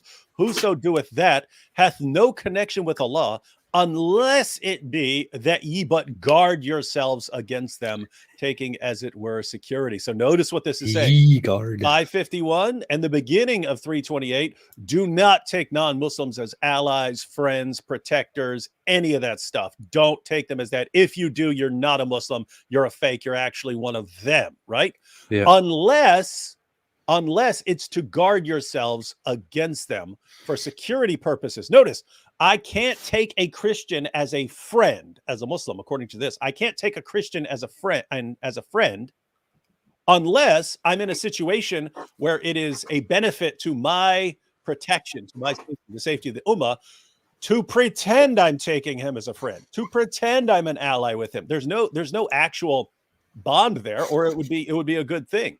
It's you're only doing it for the sake of deceiving him. And hang on, I think I got the commentary on this. Where is, one second. Ibn Kathir's commentary on this. Oh yeah, here we go. Allah said next. So this is the commentary of Ibn Kathir on Surah 3, verse 28. Allah said next, unless you indeed fear a danger from them, so don't take them as friends, unless it's to protect yourselves, meaning except those believers who, in some areas or times, fear for their safety from the disbelievers. In other words, if Muslims are fearing for the safety of Muslims from, let's say, Jews or something like that, then you can take some allies. Then you could take some friends out of convenience to protect your community. Notice, in this case, such believers are allowed to show friendship to the disbelievers outwardly, but never inwardly. You show friendship out. Remember how I was just talking about how everything's like superficial in Islam. You dig a little deeper, it's something else. But so in this case, such believers who understand that the Muslim community would benefit from a temporary false pretend alliance with, if the Muslim community would benefit from that, then you could do that. So in this case, such believers are allowed to show friendship to the disbelievers outwardly, but never inwardly. For instance, Al-Bukhari, this is all in the commentary, it's not me. For instance, Al-Bukhari recorded that Abu ad-Darda, that's Muhammad's companion, Abu ad-Darda said, we smile in the face of some people, although our hearts curse them, right? We curse them in our hearts, but outwardly we're, yeah, you're our friends. Inwardly, it's we want you to die. We're going to subjugate you, right? And then finally, Al-Bukhari said that Al-Hasan, another Muhammad's companion, said, Taqiyya is allowed until the day of resurrection. Taqiyya is allowed until the day of resurrection. So deceiving people about your goals and intentions, pretending to be on friendly terms with them, pretending to take them as allies out of convenience, even though you're cursing them in your heart, you're ultimately going to subjugate them. That's Islam. And then what does Ali Dawah do? So Ali Dawah, if he were to reply, would just be, oh, look at that girl, Elle. She said that I'm a Christian now. Yeah, but she don't even realize that Allah says I can trick all these dumb Christians and pretend to be allies. So yeah, I'm still a Muslim, see? And yeah, they're stupid. Yeah, they're stupid. By the way, Anthony, did you know that that Julius Caesar was a Palestinian, which is why they killed him? Well, he's got the flag in his hand, doesn't he? He did. Yeah. This is what more proof do you need? This is the proof. Farfour said, this should be a contradiction, yeah? How can there be 3 in 1? It don't make sense, yeah? And we're proud of that logic. I can see if I really want to fit in, I have to learn to speak with a high-pitched voice. You have to. This is a requirement. Yeah, your voice is way too low, man. You're not prepared for this. You're not good enough for this, Anthony. What is this? I work on it a little bit. Eli Shamoon said, Eli, by the way. Hello, Eli. Thank you again so much for $199.99 instead of $200, which is just his sense of trying to humiliate me for being an atheist. No, but I appreciate it as always very, very much. Your contribution is very much appreciated. Thank you. David doesn't want to say anything because David doesn't care. The Jew in Hakikat Jew, what is this? Said, I joined the exact second David did his great crazy goal laugh. I am not regretting anything, but I'm very confused. You mean goat laugh? Yeah, not goal laugh. Goat. Oh yeah, no. I think he thought I was imitating a goat. I was just to be clear, I was imitating Anthony Rogers. See, you heard it. You just heard a glimpse of it.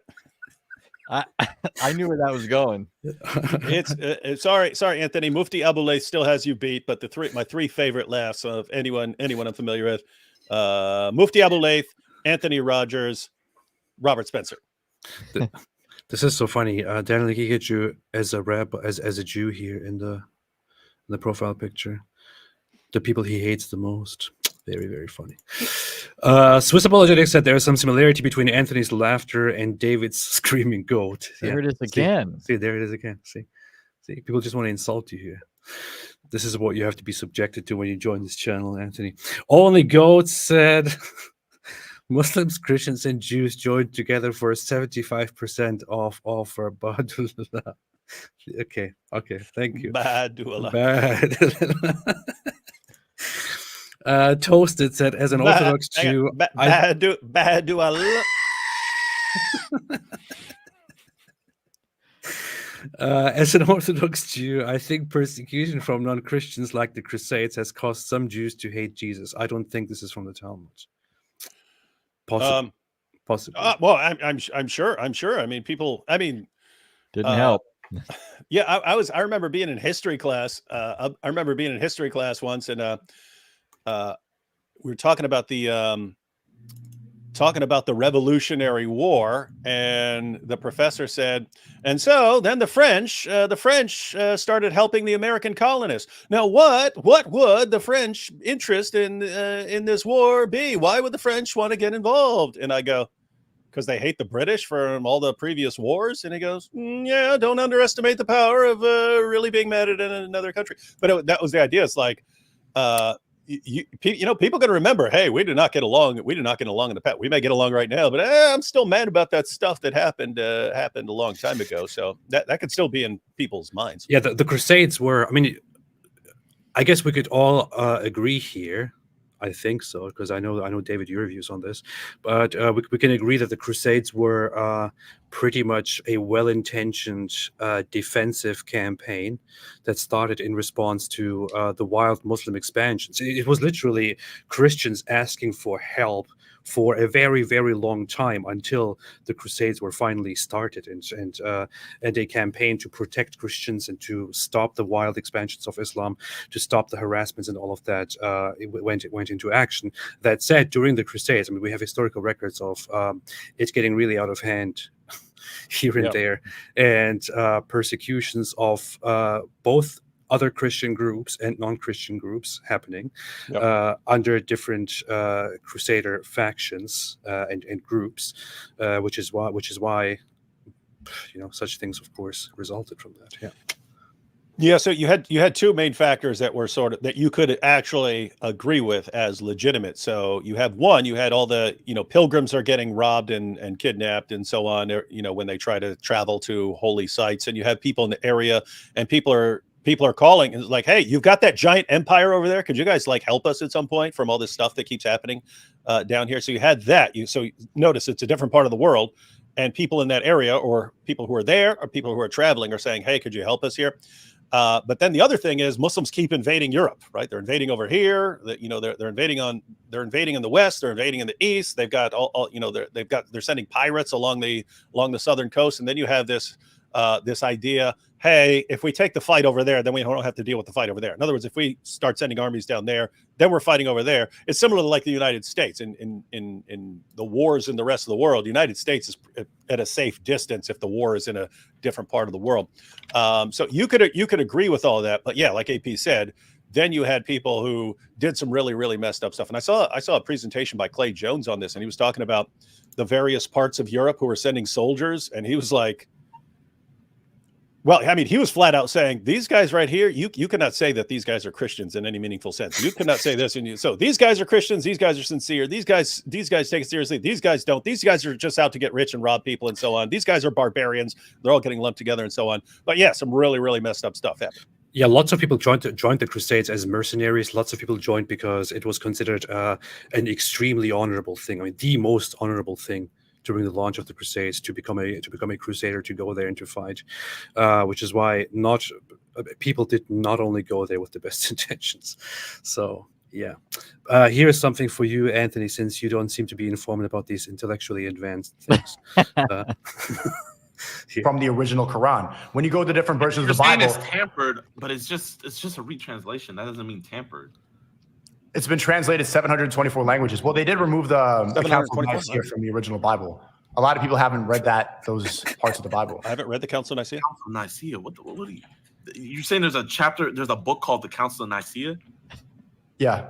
There's not no book called the Council of Nicaea. It's not a whole book, but let's see. They have books like that. They had a council. They have the Apocrypher. I have an Apocrypher. You have the Book of Enoch. You have the Book of Jubilee. You have different books, yes, but there's no book of what? There was a council called the Council of Nicaea that manipulated the original Bible. The guy is so confused. Yeah. This is, I mean, I love like the idea of technology and being able to communicate with people around the world. But this is the downside, ladies and gentlemen. Any idiot who has no clue what he's talking about can be the dumbest person in the entire world. You know what? And talk about things he has no idea about, and all his dumb followers don't know anything better, and they go, "Oh, wow, is that really the Book of the Council?" I think the other person is Gideon, who is a streamer, and he's a Christian, and he's just so confused. I know. Notice he clearly doesn't know much either, but he's like, I don't know a lot, but this sounds really, really stupid. What are you talking about? What? Wait, what? What the heck are you talking about? I don't know that this is the explanation for sure, but I've thought on several occasions, what is the source or the origin of this idea that the Council of Nicaea had anything to do with the canon of Scripture? It comes up all the time, right? Well, here's just one possibility. I think I heard somebody else mention another that sounded somewhat plausible to me too, but when various councils met, they were deciding on some major theological issue. In the case of Nicaea, the way to properly express the relationship of Christ to the Father as a distinct person yet truly divine. But at those councils, they also dealt with some economic type issues, how the church is to be governed, practical matters, and the deliverances that they arrived at were called canons. So they're like rules. So, for example, here's a rule, right? If somebody goes into another town, I'm not saying this is one of the Nicene canons, but this is a rule that is found, for example, in the Didache. If somebody goes as an itinerant preacher to another town and is put up in somebody else's house, it says things like if he stays at somebody's house because of their hospitality, he should only stay 1 day or at the most 2. If he tries to stay longer than that, he's a false prophet. And basically what they're trying to do is curb people playing off of others' hospitality. And they're saying these guys show themselves to be charlatans by this sort of thing, right? So my guess is because the Council of Nicaea has these canons or rules, there are ignoramuses who think it's talking about the canon of Scripture, the list of books that Christians accept as the rule of faith, right? The criteria by which we determine what's true and false. I don't know that for sure, but there's got to be some explanation for the dumb idea that Nicaea was the whole council was conducted on the assumption of this list of books being the criteria by which they're going to argue the matter. The text of Scripture was a given. It wasn't something up for dispute.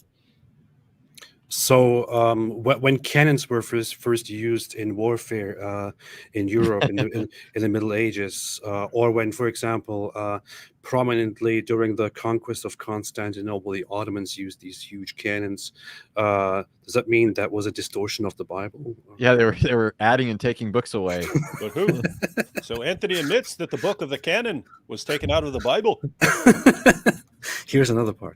Both fall into the ditch. The disciple is not above his master, but everyone that is perfect shall be as his. That's not the verse. You're just reading something else. This quote specifically says that ye resist not evil, but whosoever shall smite thee on thy right cheek, turn to him the other also. What's the chapter and verse of that? Matt, verse 39. What's the chapter? I don't know. Matthew 5. So yeah, that's what we were joking about earlier. That's what we were joking about earlier. World-renowned Bible scholar Sneeko. Matt verse. Sneeko. What do you think about this here? So here is doll? no. Here's an interesting thing, like a video of ISIS in the past destroying a Catholic church and destroying these statues in there, and then this guy Jake Shields, who has recently become a darling of the pro-Hamas, pro-Islamist, and pro-neo-Nazi crowd, said this is the rebels backed by the CIA and Mossad. Real Muslims would never desecrate Jesus because he is one of Islam's most adored prophets. Now, it's just, this is so ridiculously stupid. Mm-hmm. What do you guys think about this? Yeah, they think that's desecrating Jesus. I mean, so a couple things. So Muhammad went around stabbing the idols of the polytheists in order to desecrate them when he conquered Mecca. You could make the case, because it is written that when he's taking all the stuff from the Kaaba, that there was a picture of Jesus and Mary which he wouldn't destroy because he respected it. So you could twist that into something. But come on, I remember this. These are jihadis. Yeah. Yeah. Plus, these are jihadis doing this, and so, oh, you see, it's the CIA and Mossad paying these guys to do this. What are you talking about? Look at what the Taliban did. Look at what ISIS did. Yeah, and far worse, biblically, and more of an affront to Christ, an attack and assault on him, is what Muslims do to Christians. Jesus said, as much as you've done it to the least of these, my brethren, you've done it unto me, in Matthew 25. When Jesus knocked Paul down on the road to Damascus, he said to Paul, Saul, Saul, why are you persecuting me? When Saul was actually going about persecuting Christians. So from a Christian perspective, when you're attacking people who believe in Christ, you're ultimately attacking him. So for a Muslim to say they don't have anything but the utmost respect for Jesus, well, they're certainly not showing it when they're attacking and beheading Christians. Yeah, alhamdulillah. And the other issue is also, of course, that this is the problem with interpreting these things, where you could say, yeah, Muslims have respect for Jesus, which is why they would not say anything bad about Jesus. Okay, that's the Jesus in their own perspective, right? That's the Islamic Jesus. If they go into a Catholic church, for example, and they see Jesus depicted on a cross, to them that is not Jesus. So to them that is idolatry, and it must be destroyed. It must be removed. So, which is why they will easily do it, and they will also desecrate if they want, or completely change and turn into mosques, churches. By the way, note the irony. Notice that there's two malefactors at either side of the figure on the cross there. Hey, that's funny. Two thieves. And they were literally insurrectionists. They were rebels that were That is hilarious. I didn't even wow. They actually did that together. They didn't even need to do that, right? So that is very funny. We have one honest Muslim here who is none other than Dilly Dally that we talked about recently, David, who actually did respond to Andrew Tate when Andrew Tate said, I can't view Andrew Tate's tweet because he blocked me. But when Andrew Tate said, Muslims and Christians, we are brothers, this dilly-dally actually responded with the very verse that I think of and said, "Oh, you who have believed, do not take the Jews and Christians as allies." And then it also said the believers are brothers. So this guy actually responded to Andrew Tate and pointed out, hey, you know what? No, we're not brothers. We shouldn't befriend them. It's dumb. Like, I don't know why, just this show in particular, every name you read or everything that pops up, some rap lyric pops into my head about it. So this in particular, this is Lottie Dottie. And then I dilly-dally, I ran through an alley. I bumped into this old girl, Sally from the Valley, right? Dilly-dally. Yeah. Stop dilly-dallying. Bunch of winners here, right? But yeah, a bunch of big Jake Shields, your boy Hinkle. Oh, this is the funny Dilly-dally. thing. Like this guy Jake Shields pretends that he's only against Zionism and all that. Here's a deleted tweet by him. Oh yeah, he's talking about mustache guy, Anthony. I'm thinking that we would be better off had mustache guy won. He's talking about Hitler. You can't say it. You have to say little mustache guy.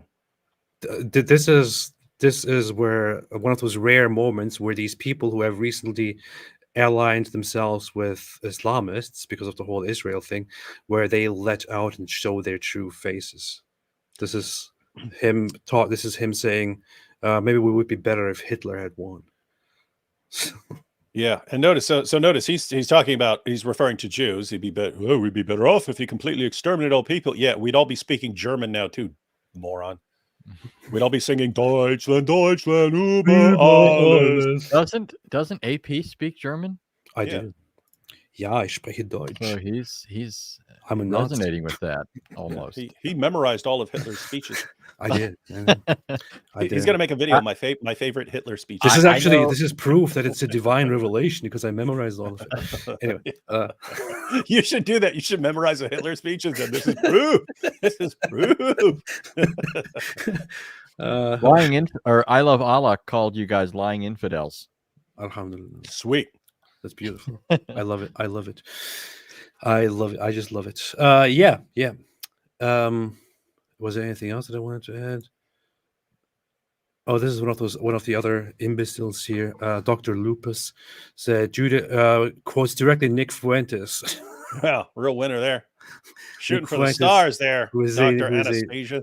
Neo-Nazi here, and says, Judaism is not a religion of peace. It is a supremacist ideology that despises all non-Jews. The Talmud teaches them to lie, cheat, and abuse Gentiles. It also blasphemes Jesus and Mary. Don't be fooled by their fake victimhood. You and I and IP went through this in great detail about through all of these allegations, and also responded to Nick Fuentes.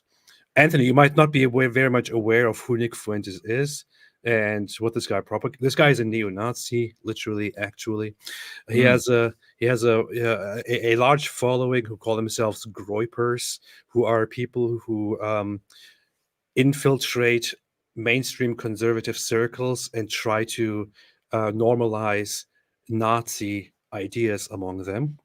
And we had a show recently on IP's channel, David, IP, and I, where we went through all of these, memes about the Talmud, and we analyzed them and basically showed that all of it is a lie. And as we were planning that, as soon as we scheduled it, Nick Fuentes became aware of it because his followers informed him about it, and then he sent all of his followers over, which resulted in IP getting his most watched live stream ever with very high super chats. And by far the most super chats, because all of Nick Fuentes' fans who were condemning us wanted their comments to be seen, so they kept giving him piles and piles of money. And he's, thanks for the money, guys. We'll read your comment. Wow, what a stupid comment, but thank you for the money. By the way, notice you could easily just change a couple words here and say, Islam is not a religion of peace. It is a supremacist ideology that despises all non-Muslims. The Quran teaches them to lie, cheat, and abuse non-Muslims. It also blasphemes Jesus and Mary. Don't be fooled by their fake victimhood. There you go.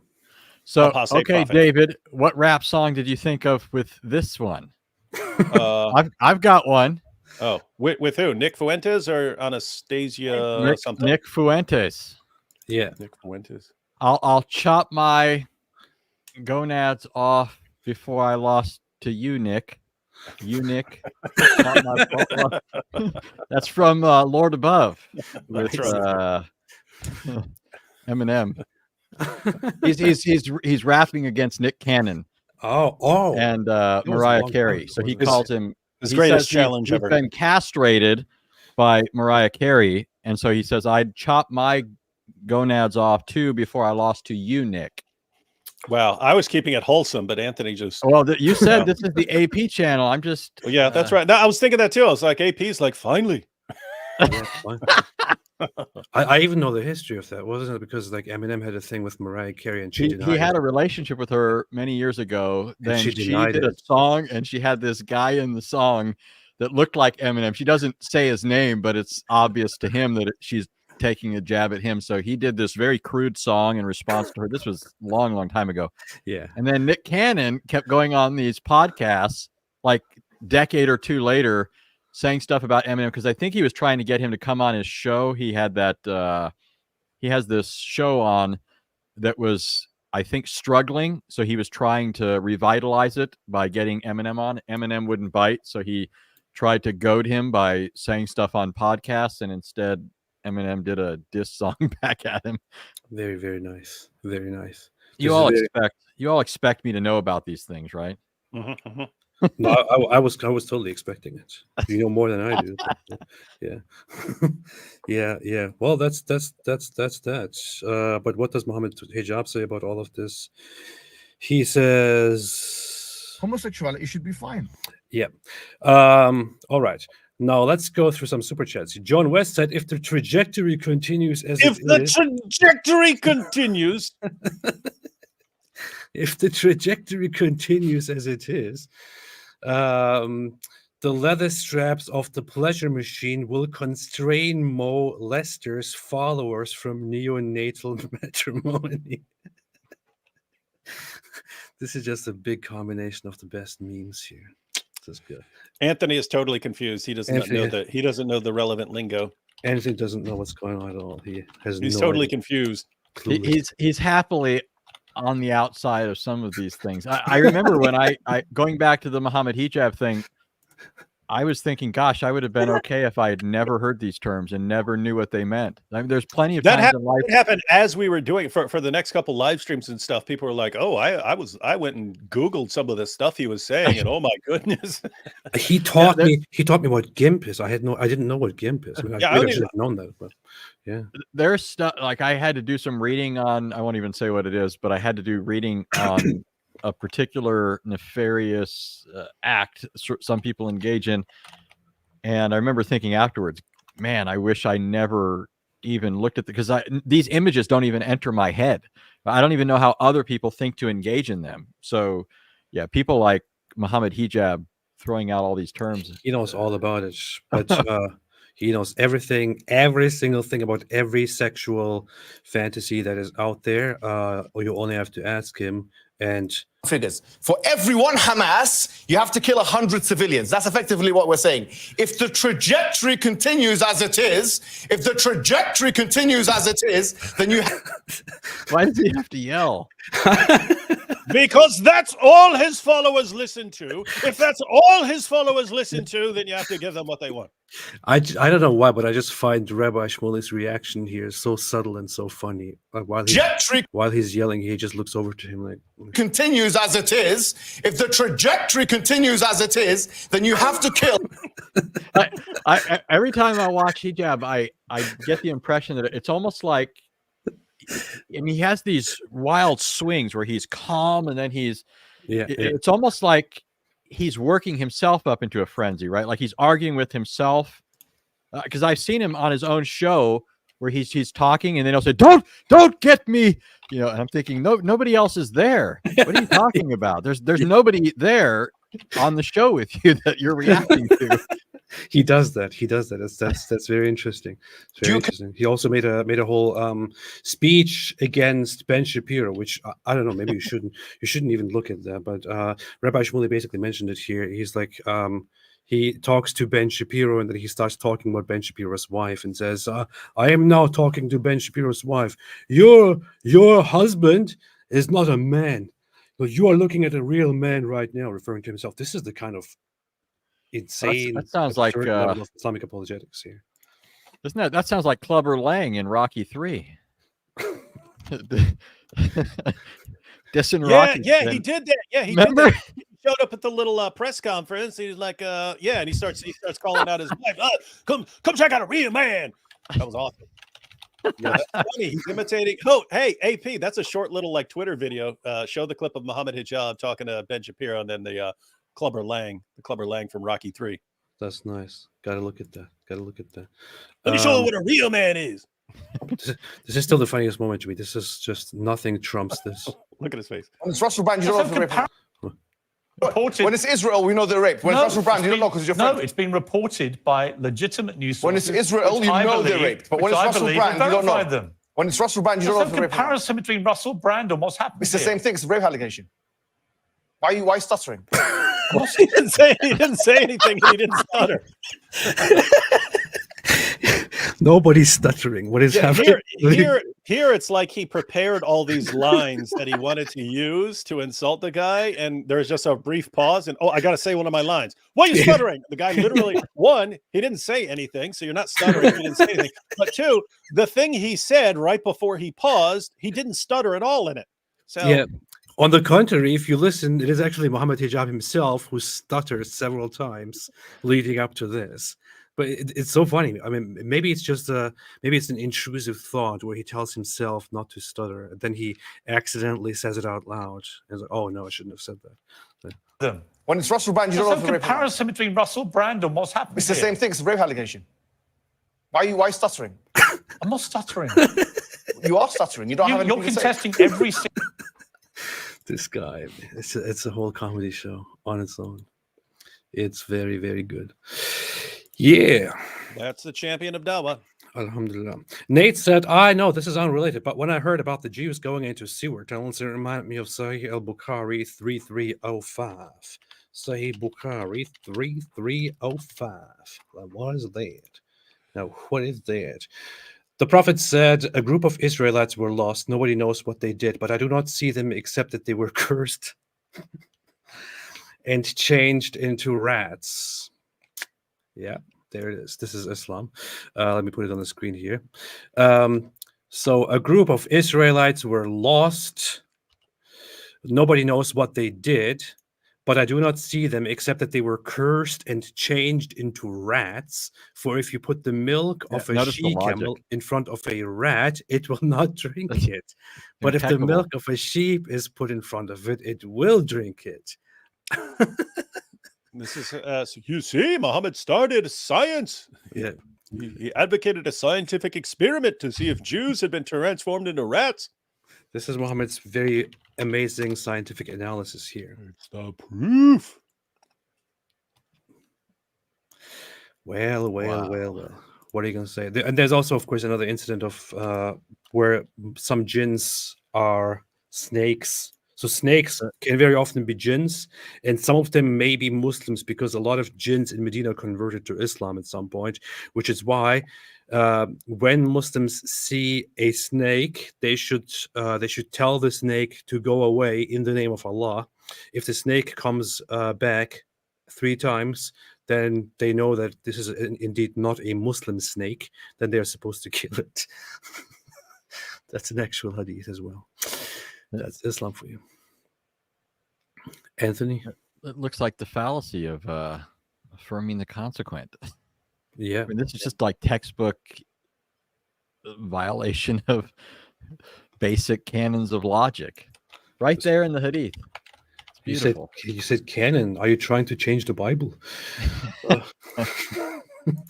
Arban Zairuddin said, hi, AP and David Wood. See, this is so rude. Doesn't even say hi to Anthony. I prefer Turkish Allah than Islamic Allah.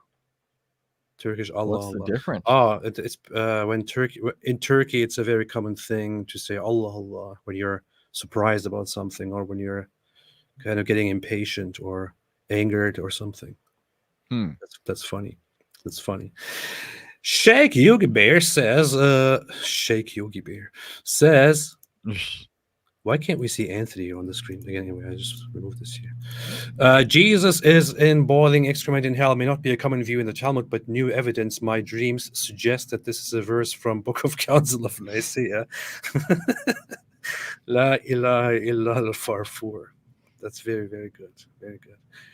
Anthony doesn't know about Farfur. He's missing everything here. I'm wondering if that, for some reason, Farid comes to mind, but there may be no connection there. No, Farfur is much better. Oh, okay. Okay. Isn't that a cartoon character? Yes. Oh, okay. Yes. Hey, David, did you see that Farid made another video for you yesterday? Farid did? Yeah, he published another video yesterday.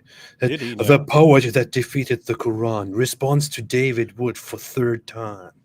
That's what he said. Farid responds. Anthony, I have to show you Farfur, because this is very important. David needs to do a response video called Refereed. Refereed. That's good. The poet that defeated the Quran. Which one's he talking about? Another? I don't know. I have no idea. Don't ask me. Here. There's Farfur. So is this maybe because does he sound like Ali Dawah? He sounds exactly like Ali Dawah. Okay. And there's a conspiracy theory that Ali Dawah actually voiced this thing. Okay. This is the Hamas version of Mickey Mouse. So Hamas has a channel in Gaza which is called Al-Aqsa TV, and an individual by the name of Fatih Hamad, who is also a very genocidal, very insane maniac, who says, buy a knife and kill a Jew. He is in charge of this channel and of this program, which is aimed at children. So here you have the character Farfur from a long time ago. Here's a very nice introduction to Farfur.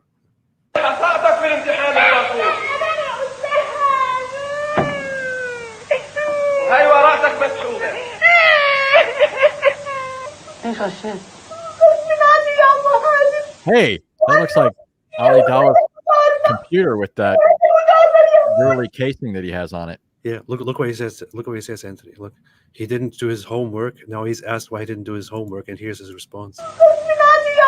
Or why he cheated. Look.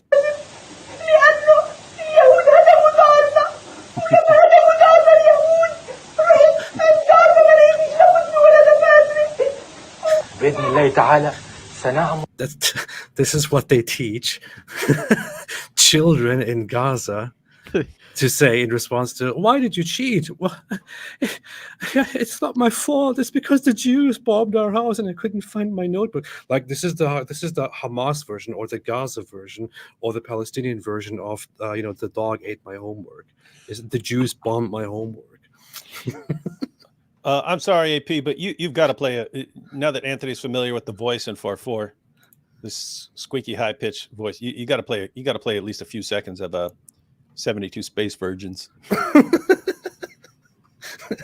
I can't do that right now. Oh man, I can't do that right. This whole live stream is just ruined because he. I will do that in a. Maybe I should. Space.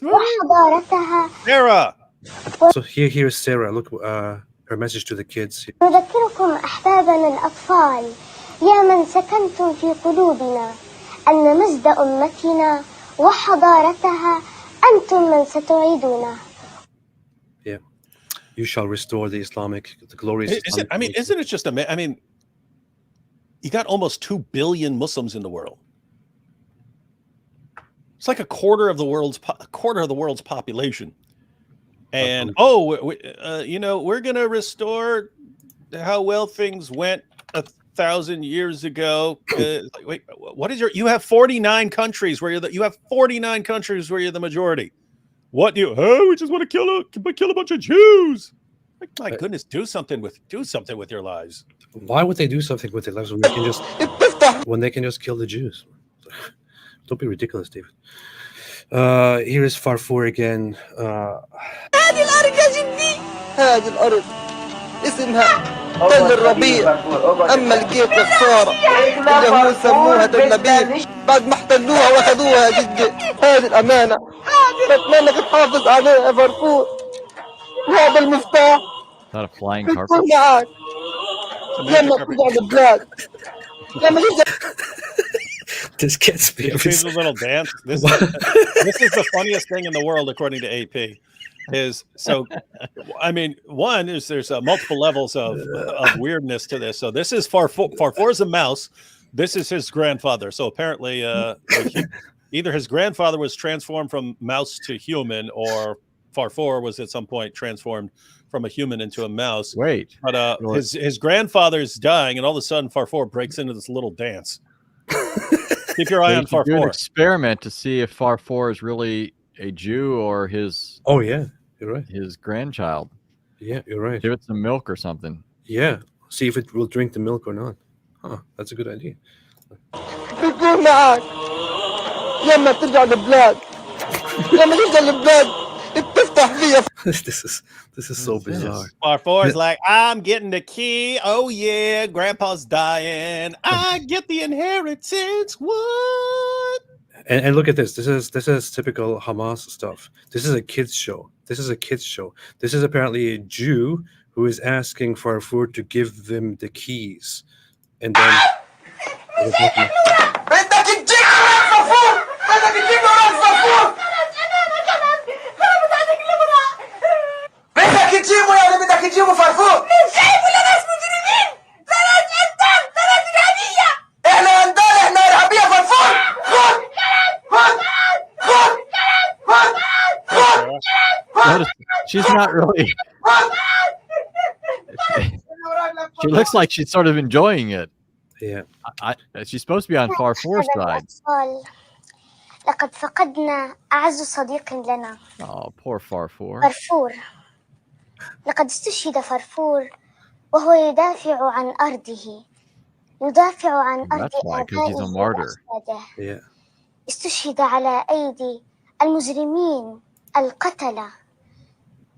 قتلة الأطفال الأبرياء. Hey, it's just like Hebrew. التي من حجه. Can you imagine Pikachu watching this? Oh, I wonder if she'll marry me. Ooh, look at this cute little girl. Like, dude, she's too old for you now. She's a little old, yeah. She's older than this now. There was this episode of Law and Order where there's this pedophile and he tried to get with this girl and he went to prison, but she fell in love with him and she waited the entire time. And finally they bring her in, but she's an adult now, right? They bring her in and she's still in love with him. And she's like, I waited for you all these years. And he goes, how did you get so old? And he didn't like her anymore. And then she's all traumatized. But that reminds me of like the Dawah guys. That is very nice. Very, very nice. You were so beautiful when you were 6. This is the stuff that they teach kids over there. But of course, it's all just. I grew up watching Tom and Jerry, and that's lame. You're supposed to watch Farfour, man. I don't know. That Tom and Jerry stuff was brutal, man. They were beating the crap out of each other and murdering each other. They murdered each other like 50 times per episode, but they always survived. Yeah, they always survived. None of them were actually martyred, and they certainly weren't filling you full of just a heap load of ideology. I mean, that's pretty thick. Yeah, yeah. But here, few months, dozens of Israelis were murdered in those terror attacks. About half of the terrorists are under the age of 18. This incitement fuels terror and prevents peace. Oh, so you were making the connection there between them teaching kids and then all these terrorist attacks are happening because kids are running out and do it. Yeah, but look at this video here. This is Anthony. Look at this video. This is I guess the parents proudly filmed their little child because the little child this is the grandmother of Kikachu's next wife. Yeah, but you know how we will film our kids saying some very nice things and we'll be like, oh, that's so good job. But this is the Palestinian version of that.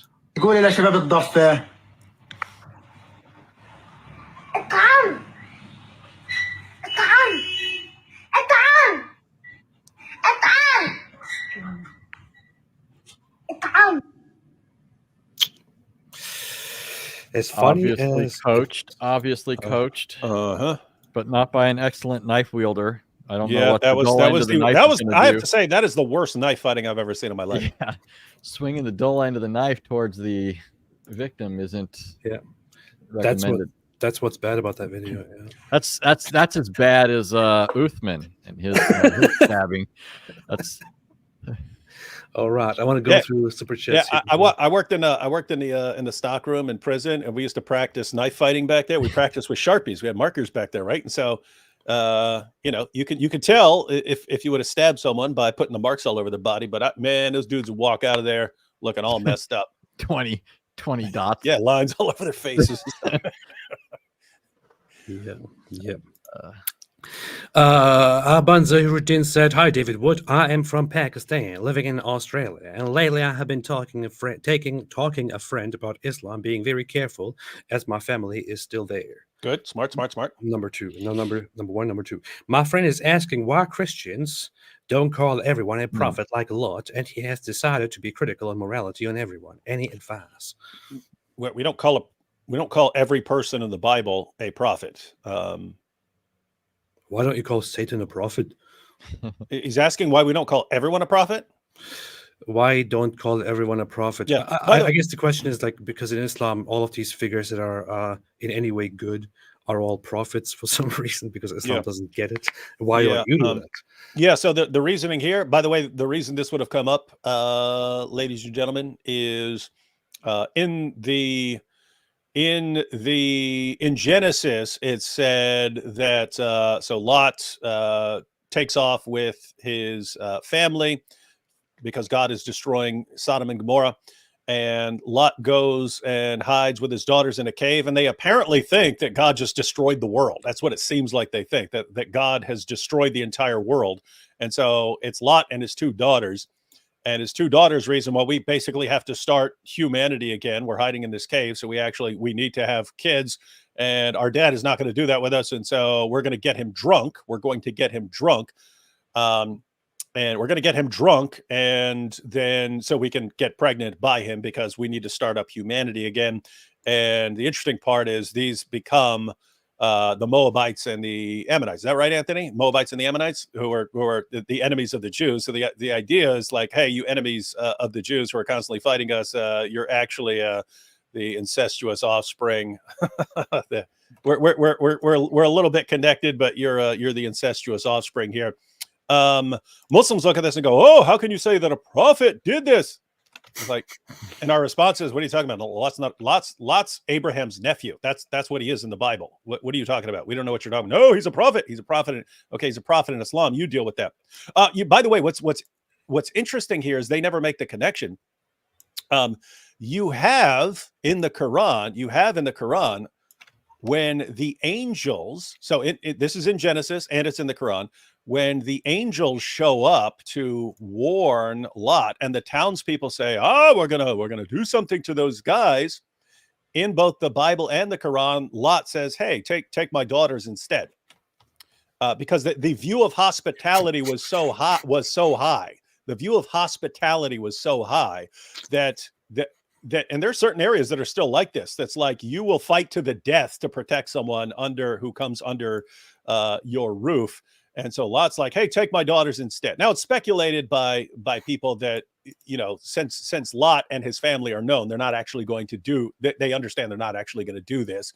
But that story's in the Quran as well. And why don't Muslims complain about that? If they're saying, "Hey, Lot is messed up in the Bible," well, I mean, in the Quran, he also says, "Hey, take my daughters."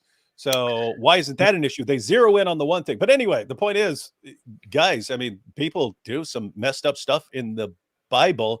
The Bible is not affirming this stuff as good. You have the Muslim. So notice the Muslim mindset. The Muslim mindset is true prophets aren't going to do anything bad.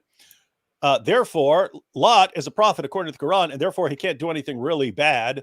But the Bible's saying he did something really messed up and bad with, the incest thing when he was drunk. But they don't regard the other thing as bad. But notice what in the world does that have to do with anything? He's not a prophet, and he did all sorts of messed up stuff. We don't look at Lot and say, "Hey, man, Lot is our pattern of conduct." What's amazing is Muslims will do this to everyone else. They'll say, "No, King David couldn't have, had his friend killed to cover up his adultery. That would be immoral." And so they sort of like sugarcoat all. Keep in mind, guys, Christians don't believe that prophets are these infallible figures, or that they can't do messed up stuff, or that God's protecting them from ever doing anything bad or something like that. That's not a Jewish or Christian belief. That's, in fact, that's not even the original Muslim belief. That became a Muslim belief later on, at about a century and a half after the time of Muhammad. But then they apply this to us. We don't have that view, but notice they'll take their theology, which isn't even Quranic, it comes later. Then they'll apply that to the Quran, and they'll apply it to the Bible. And then they'll say, so the prophets couldn't have done any of these things. And okay, so you're going to just like completely whitewash all the prophets and non-prophets like Lot and say they never did any of these things. But then you look at Muhammad and wait, this guy's taking the wife of his own adopted son and banging a 9-year-old girl and telling his followers Muslims are only allowed to have 4 wives, and then he gets more, and torturing a guy for money and all this stuff he's doing. And it's like really messed up. And it's like, guys, the more you whitewash other prophets and say they couldn't have done anything bad, the worse Muhammad looks by comparison. But yeah, so the reason his friend is asking, well, why don't you call Lot a prophet? He's not a prophet in the Bible. He's never called a prophet. You can't just say, this guy's in the Bible, therefore he's a prophet. Yep. Yeah. Two other things real quick. One is Muslims often assume that if it's reported, then it's being endorsed. That's just false. Yeah.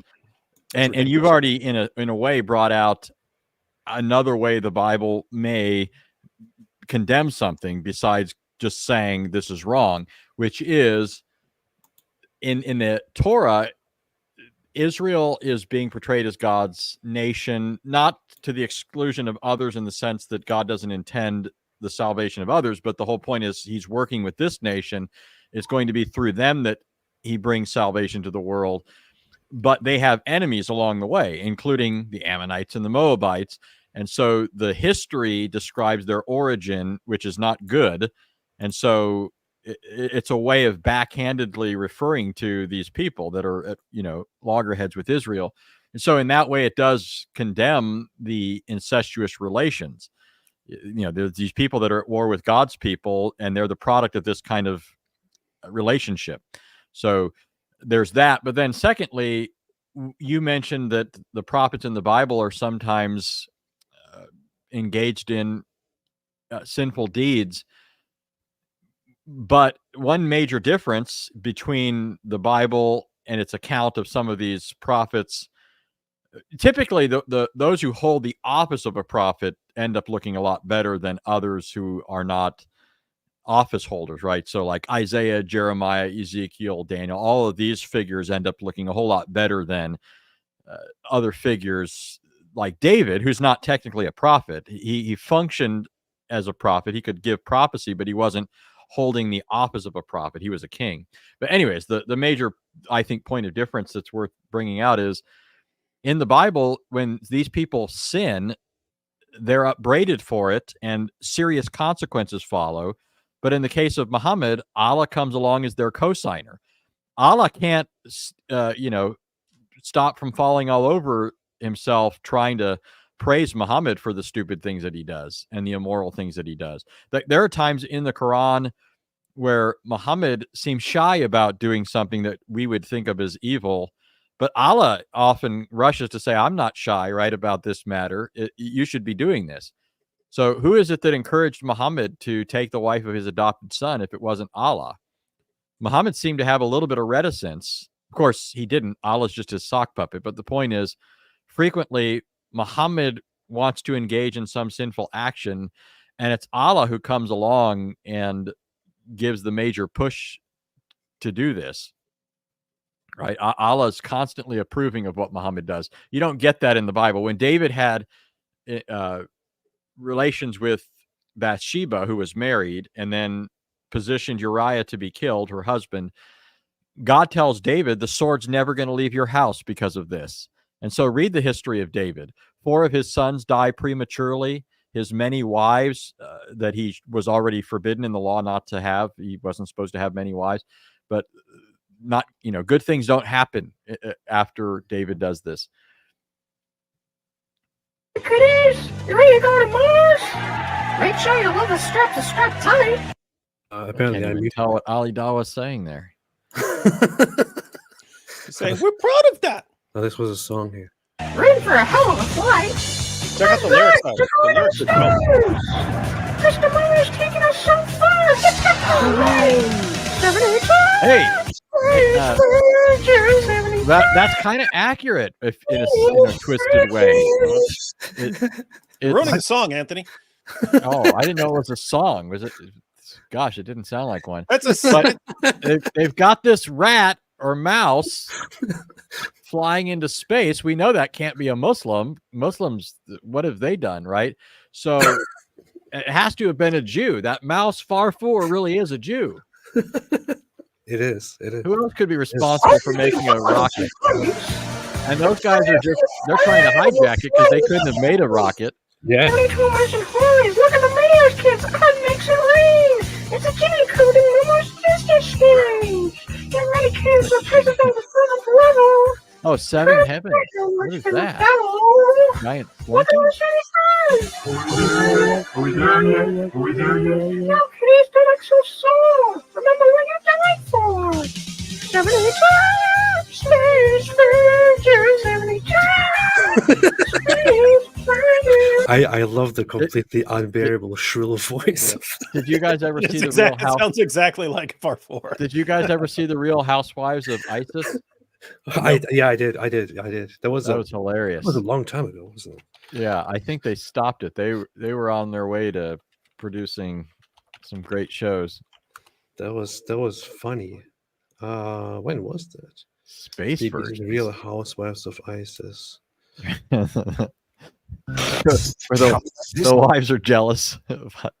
Oh, this is classic. Many people were asking after the BBC recently aired a skit entitled "The Real Housewives of ISIS." They're marketing smiling children, selling a false version of life under. I don't need an explanation video. I need an actual video. Coming. And I've got no idea what I'm going to watch. Abdul seduced me online. He had me at free healthcare. So this is my 6th marriage. I've been widowed 5 times.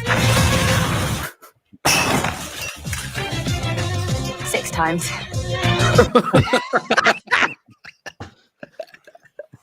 Now watch when these ladies are put out by their husbands both getting in the same attire. So glad I've moved over here. It's everything those guys on the chat rooms told me it would be, and it's full of so many wonderful surprises. Didn't have to do this at Birmingham. Are you ready, girls? Yeah. Hang on, I'm recording it for Instagram. Ta-da! What do you think? I meant to surprise me with it yesterday. Hashtag OMG, hashtag Jihadi Jane, hashtag Death to the West ISIS emojis.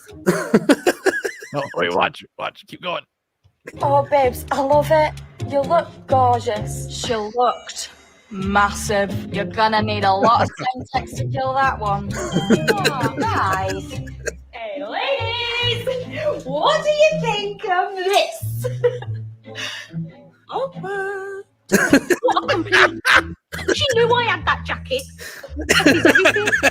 Copy this. Check it. Oh my god, it was so cringe. Hashtag matchy matchy. It's funny because they've all got British accents because they're British. Yeah. It's times like this I wish I'd never moved out here. Coming up next week. He won't stop talking about his 40 virgin. Why can't he be happy with me? Ali bought me a new chain, which is 8 foot long. So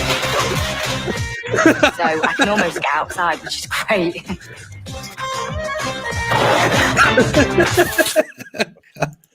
That's, I mean, that's what, whenever we talk about, how to deal with Islam, and people always assume, you're talking about killing everyone. And I'm of the opinion that if people stopped goofing around and just made fun of it like that, just regularly, to where it became perfectly acceptable for every TV station to just completely mock this nonsense, that's all you need to do. The live stream might be playing ads as of now, which I didn't intend, but it just happened because I played that video, which included music. Anyway, Yeah, Curious Cat said Adam being a Muslim doesn't make sense. It makes sense. You're just being an Islamophobe. The Heavy Heart Show said, could the passage of the woman at the well be used for Rome too? I don't know what that oh, means. You mean the John passage? Oh, where God is to be worshipped? I mean, I don't think Rome claims. I mean, I'm only guessing what they mean. But we don't know what you're talking about, Heavy Heart Show. Or we are just pretending that we don't know. And that may make your heart even heavier, but that's life. Alhamdulillah. Sid Dave said, please ask Christians in Egypt, Middle East, and how Christian-Muslim unity looks like. When Muslims are majority, they rule. No space for others. What are you talking about? All the Christians in Pakistan who are living in fear, they have it completely. No, it's paradise, man. It's an Islamic paradise. Especially the Coptic Christians in Egypt, for example. Like they are like fantastic life. Like they can go outside, they can breathe, they can eat food. Yeah, and so that's kind of two things. Whenever Andrew Tate or Ali Dawah or any of these guys are saying, "Oh, Christians and Muslims we're all on the same side against the Jews," we've already mentioned one thing that you should bring up. One thing you should instantly say. You should bring up the passage 551 and say, "Hey, 551 says you just became a Christian by arguing for that," or are using the loophole in 328 saying that you can do it if you're trying to trick us. So bring that up. But then the second thing you should bring up is what AP just said. Okay, why don't you work that out in the Muslim world where you have Christian minorities, Hindu minorities, and so on? Why don't you go fix that? If you really want to be friends and allies, go show us. Go fix that. Then come back and talk to us. Until then, shut up. I didn't say that. Sid Dave said that. You said that. Stop You said Pakistan. He said Egypt. You said Pakistan. He said Egypt, Middle East. You said Pakistan. So you did say it, liar. Well, it was implied, so it wasn't me. Stop crediting me for everything. Muhammad Hijab is a joke, said Jeremy. Farfour said Anthony doesn't know about me. This is genocide.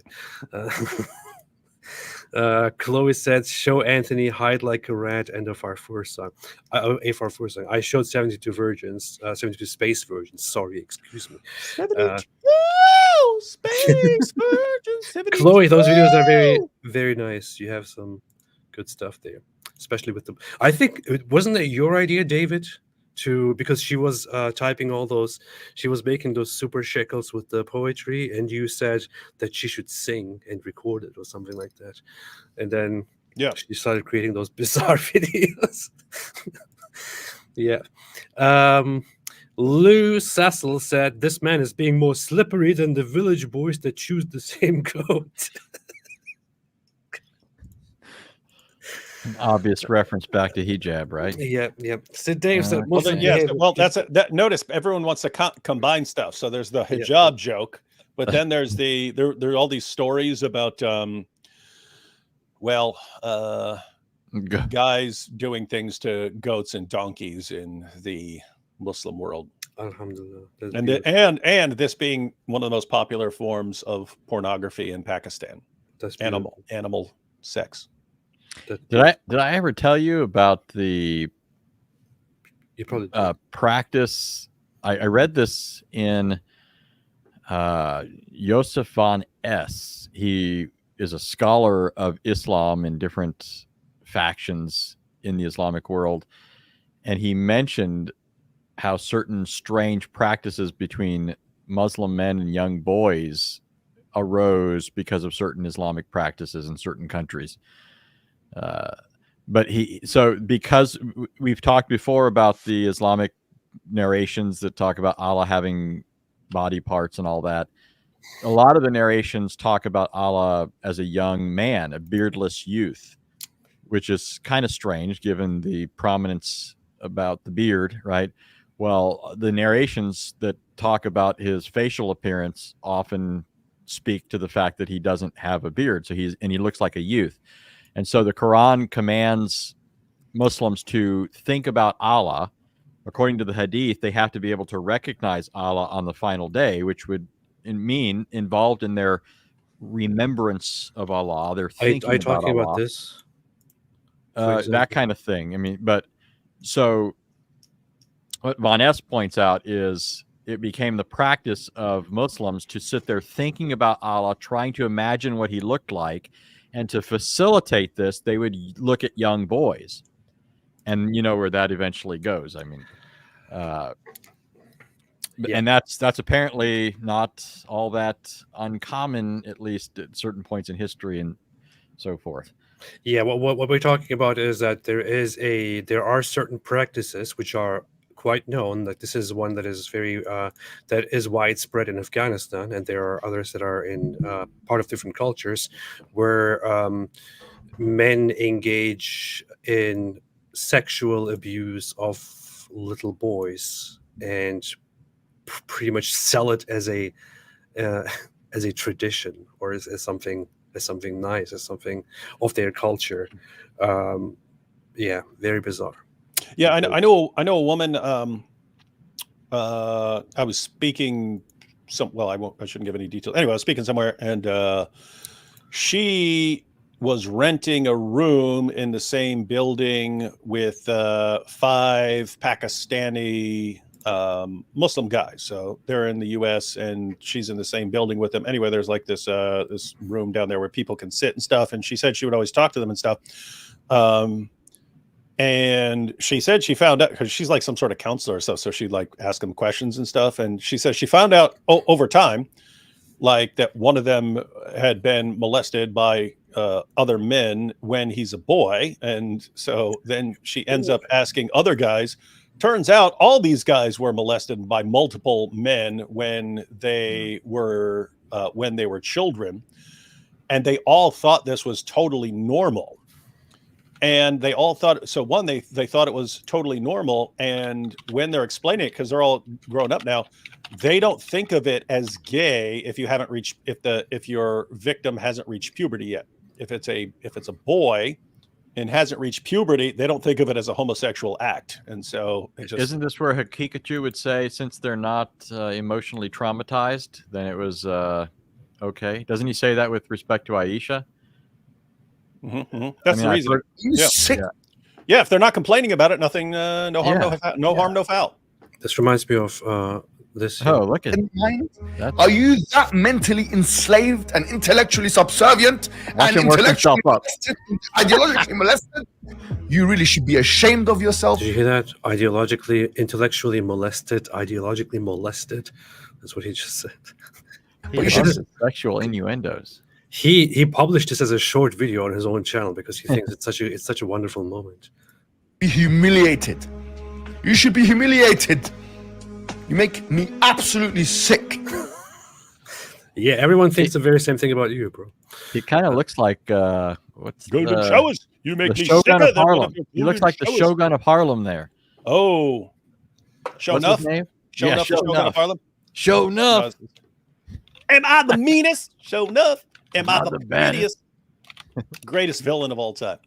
Very, very nice. Very nice. Kiss my con. Oh, by the way, I have an interesting announcement, which is that for all the we've gotten a lot of new members on the channel now, and I never knew what exactly to do with memberships, but since we reached like over 500 members, which is very nice, They get the goat yell.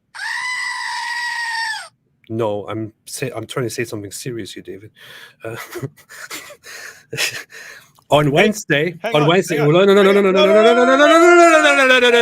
How many members do you need to get for you to eat an entire Quran? 50,000. All right, go ahead. We just wanted that number in mind. All right. On Wednesday, I and my wife, we planned something interesting, something fun, which is why on Wednesday at 10 a.m.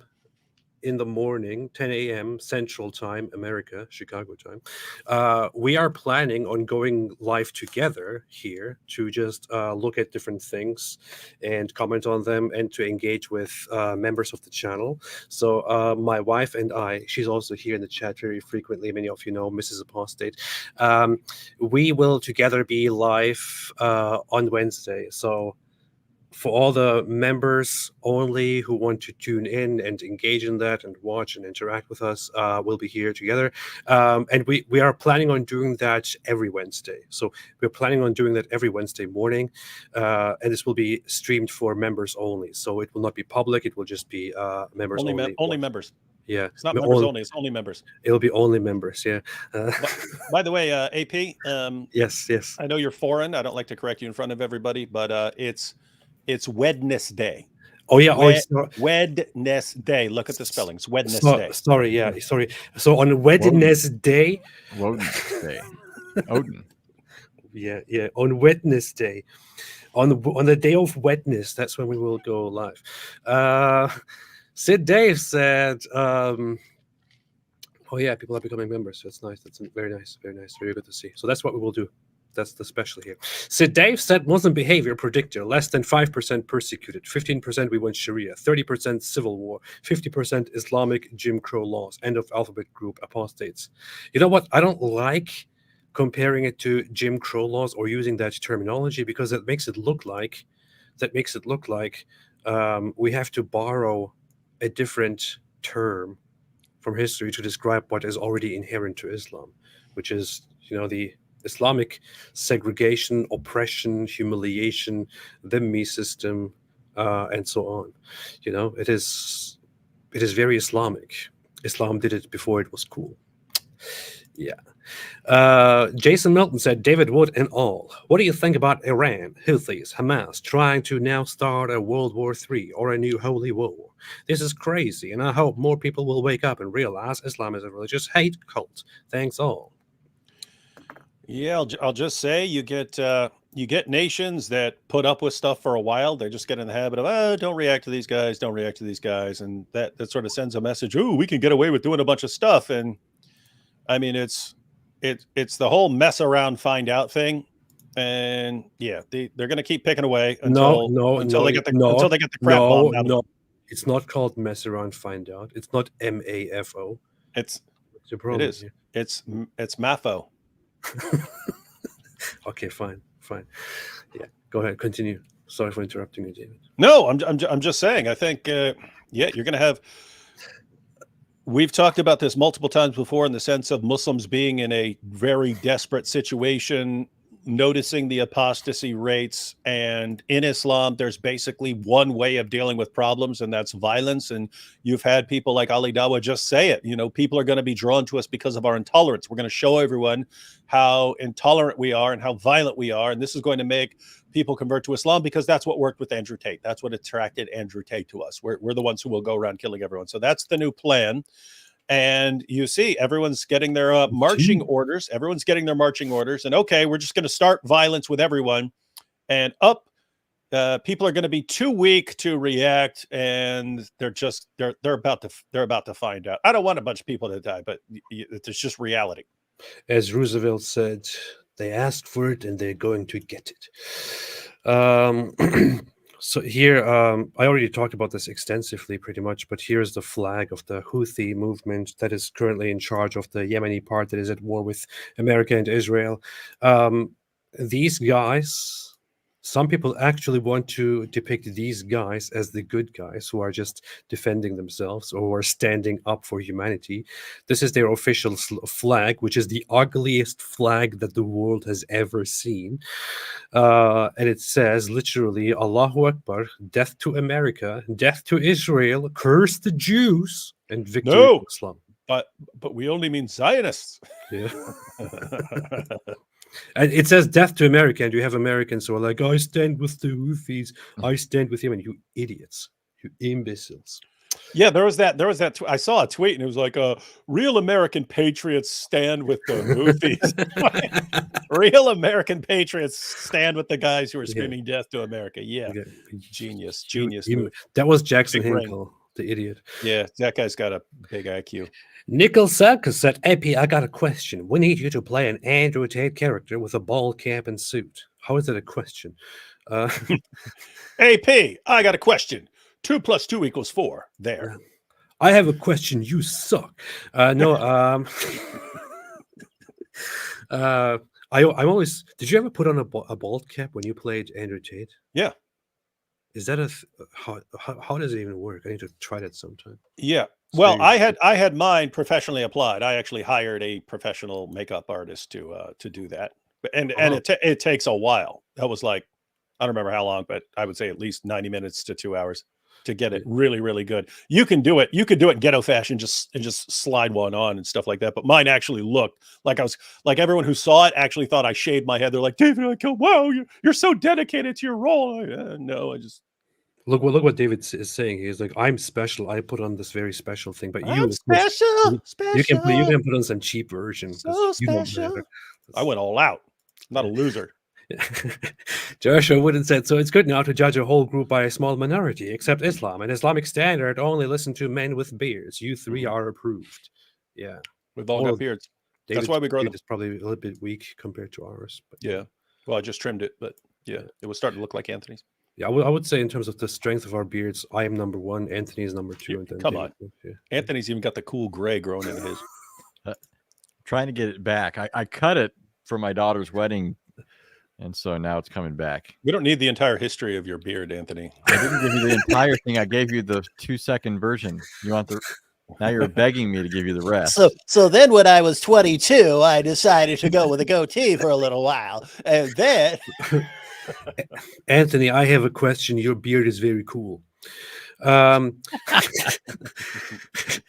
said, Apostate prophet, he called you a ghetto loser. Yes, you see. She didn't miss it. Who did? You called me a ghetto loser. Oh, did I? Yeah. Joshua Wooden said, Anthony Rogers is a genius. David is super smart, and atheistic standards AP is pretty good by a random chemical reaction, but Anthony wins biggest, highest IQ. He's a genius. Wow. See? Joshua is the man. That's a genuine compliment there. You can spot your IQ. Yeah, see all these books behind me? You think I've read any of these books? No, they're for show. Look at all the books behind Anthony. He's read those. I've been there. I ask him about books, and I'll pull a book out, and he'll tell me everything that's in the book. Interesting stuff. So, and look at my background. I don't need books because it's all in my head. The Hebrew Cafe said, my first super chat ever. It's called Super Shekels. Super Shekels. May it be received as proper jizya from this Israeli. See, it's actual shekels here. Your live chat is insane, by the way. I know. It is pretty crazy. I'm Israel Chai. I'm Israel Chai. Yeah. The people or nation of Israel lives. Thank you for clarifying that. That's good, because I always pretend that I can't read Hebrew so that it doesn't come out that I'm actually a secret Jew working for the Mossad. So I forgot to pretend. Yeah, thank you for jumping in and doing that for me. me. You're ruining everything, Anthony. Now people are on to us. Thank you, Hebrew Cafe. Always nice to see you here. Nice to have you here. Puzzle Clue Pack said Middle Eastern and Western Islamic communities have faced challenges such as lower average IQ scores, learning difficulties, and genetic health concerns, which can be attributed to a history of generational inbreeding. I would say, while there might be some truth to that, since when you look at a map and you look at births from cousin marriages, you will see that the Islamic world is predominantly, is really dominating those statistics there. For Pakistan, for example, 50% born of cousin marriages. I would say, to me personally, I think it's much more about the culture that is impacted by Islam, which is a religion that doesn't value knowledge, doesn't contain knowledge, and which is just about death. As Muhammad Hijab says, we love death. We love death. You hate death. We love death. Yeah.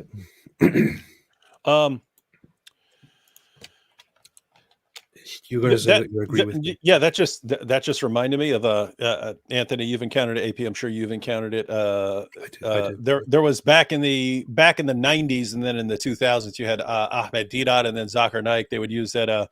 The greatest historian in the West, Michael Hart, has said that Muhammad is the greatest man who ever lived.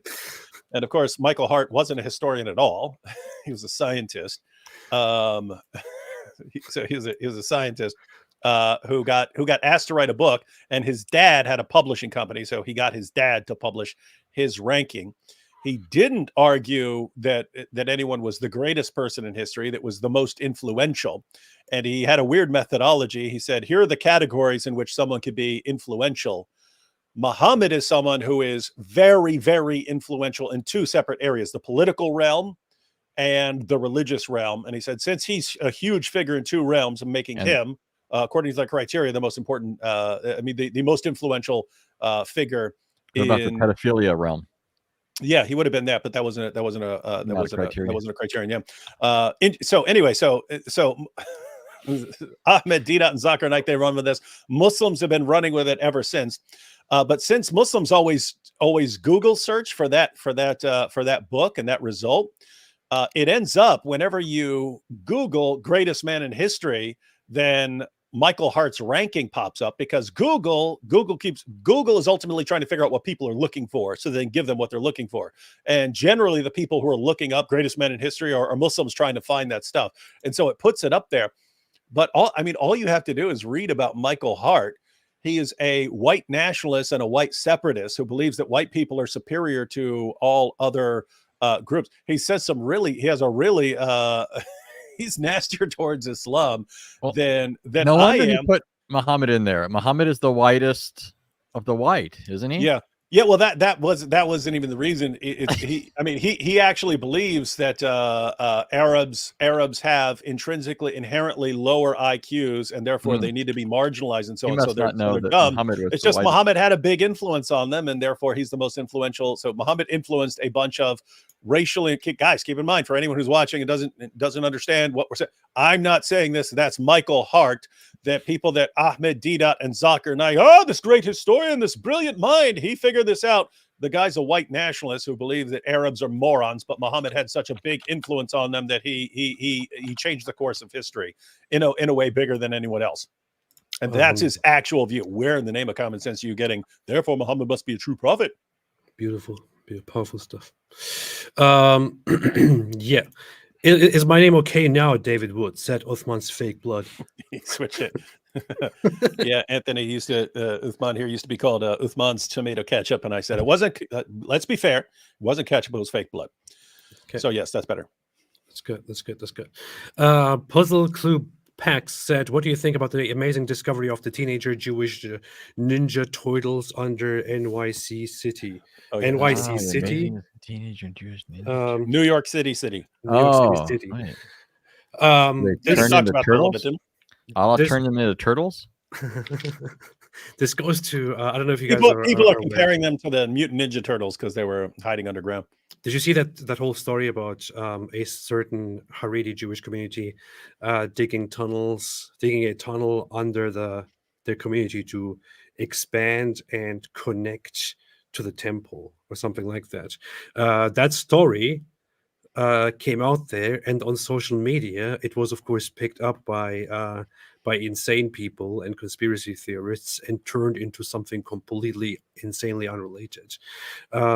Since there were videos of those Haredi Jews, of a Haredi Jew actually getting out of that tunnel, the neo-Nazis and other conspiracy theorists and Islamists turned that completely unrelated, innocent story into, you see, the Jews are exposed trying to build major tunnels and take over America and create an underground child abuse and sex cult and stuff like that. It is really absolutely insane. It just shows the levels of insanity that these people will go when anything about Jews appears.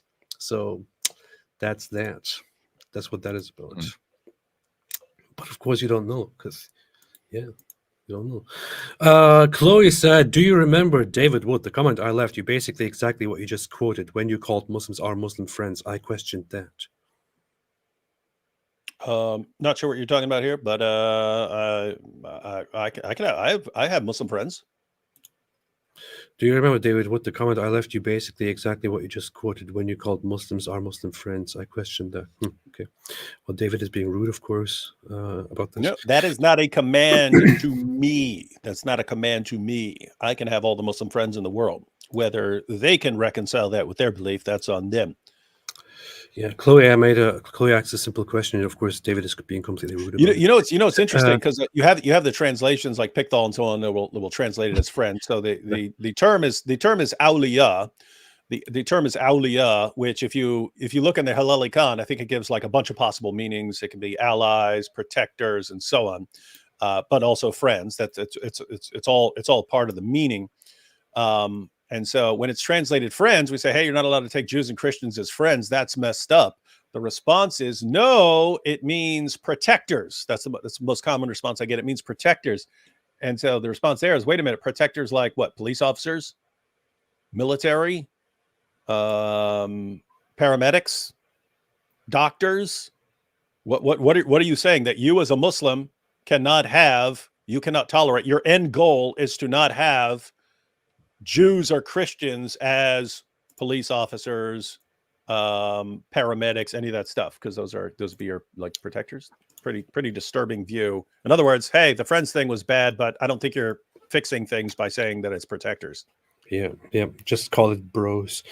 Sid Dave said, I told a Muslim that Abraham never went to Mecca, and he said, then who built the Kaaba there if Abraham never went? There you go. How do you know that Washington crossed the Delaware? Because otherwise, how did he get to the other side? Yeah. Well, Abraham definitely did go to Mecca, and he definitely did build it, because that's what the Quran tells us. So don't question anything else. That is funny, though, isn't it? Don't be an Islam. Classic circular logic. Yeah. So Dave said pre-Islamic paganism was much closer to Islam than Judaism and Christianity. They had the same festivals like Ramadan, rituals like Hajj. Jewish Christian myths are simply used to validate these pagan practices. Yeah, the practices are pagan. The practices are pagan. The beliefs are sort of pieced together from a bunch of stuff.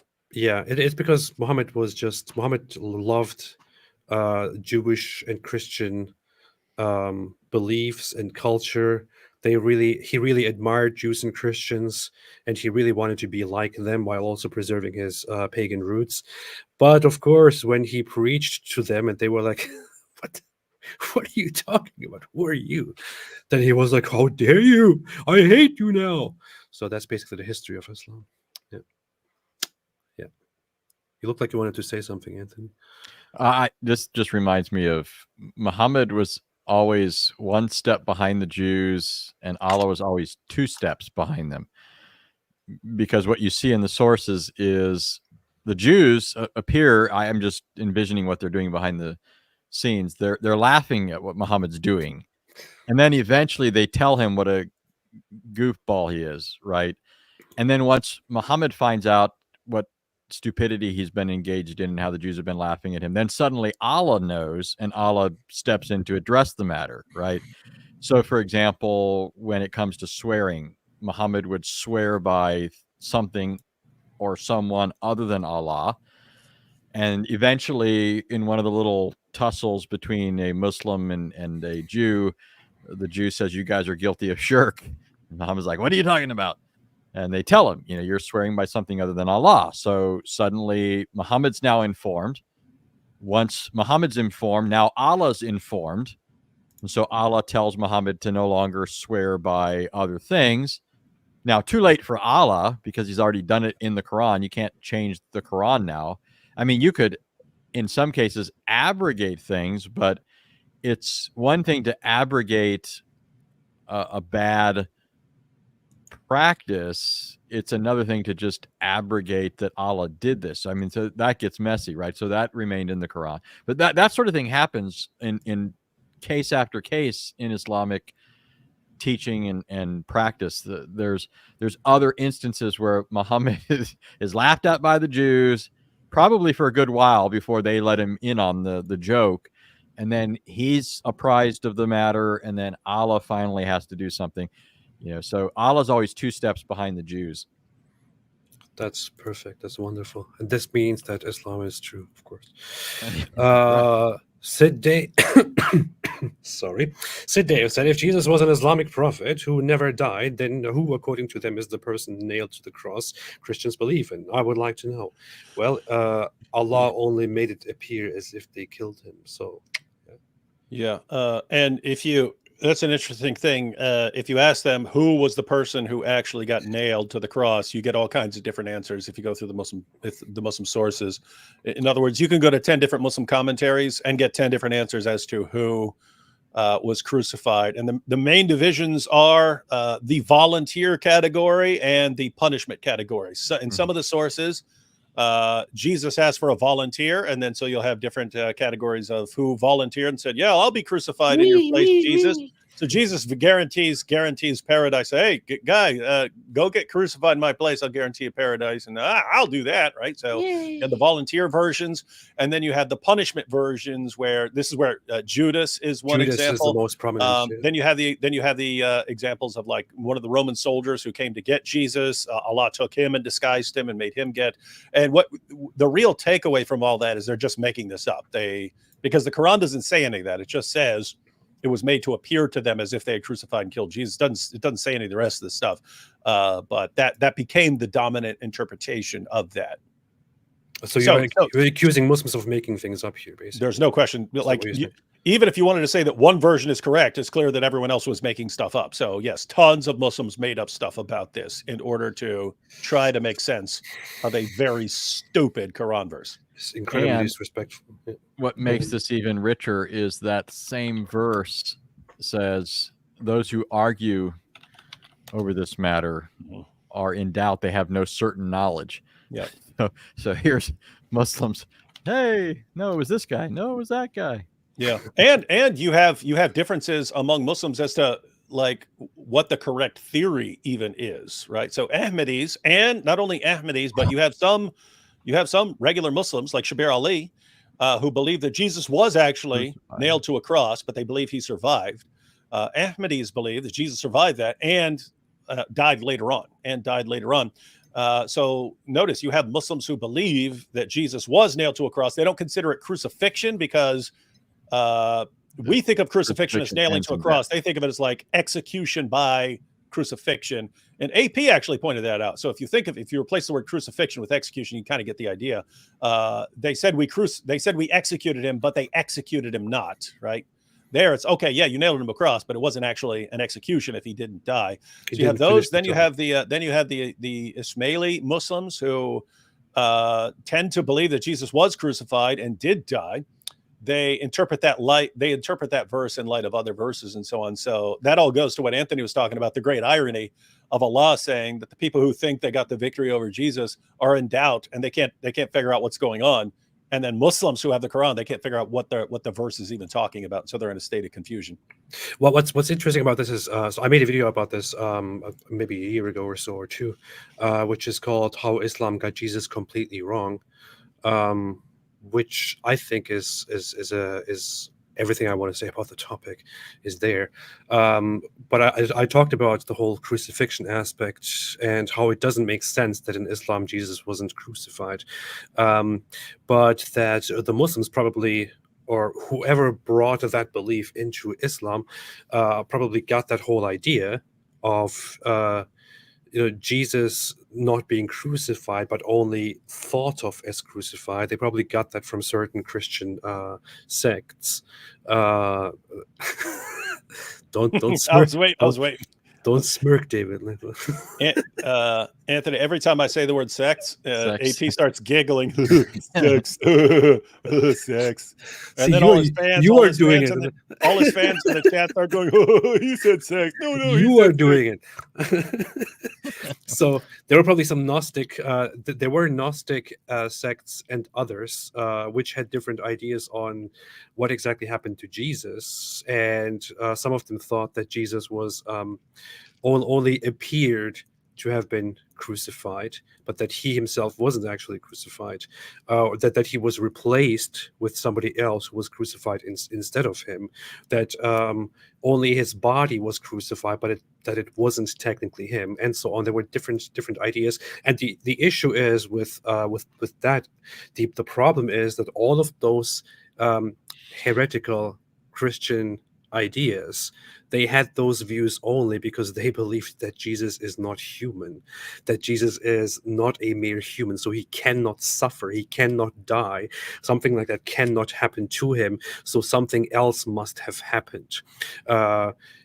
He must have been replaced by somebody else, or it must have been an illusion or something like that. So those ideas only came into existence because people thought Jesus is more than human. He's divine. He's a higher being. He can't endure that. Why exactly did Islam adopt this idea when Islam rejects the whole idea that Jesus is more than human? It doesn't make any sense. It is a confusion and ignorance, and again another sign that Islam just adopted ideas left and right without really understanding them. And the whole virgin birth is another example of just that. And yeah.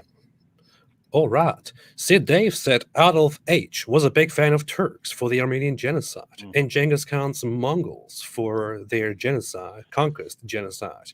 He gave a famous speech praising both. Well. And AP has that speech memorized. I have everything memorized and that just proves that it's the divine revelation. Gray said, thoughts of the things in the Talmud about Jesus boiling an excrement, maybe being a polemic against the Eucharist, kind of hard to unsee it. I mean, there's too much interpretation that you can wildly throw around. I know, I recently read how there were certain, in the Middle Ages, there were certain Christian circles which attempted to interpret that as an insult against Jesus in order to frame the Jews, for example, where the Jews would then, the Jewish scholars then denied that this is about Jesus and claimed that this is completely unrelated. But this issue has been going on forever. And I don't know, do you want to say anything about this, Anthony? Oh, no, it's just, yeah, I mean, I believe there is very negative stuff about Jesus in the Talmud. You just have to read it. Yeah, you have to read it carefully to make sure that something's even being said. Because I've seen that, yeah, that's happened over and over again. They'll say, look what the Talmud says about Jesus. And I'll go to it and it's not even talking about Jesus. And then, so yeah, just guys, the Talmud is available online. Any passage someone's bringing up, you can actually go check it out. My wife is totally giving me away here. That's why she's called Miss Apostate. Okay. Yeah. She's exposing me here. AP sleeps and so she would know.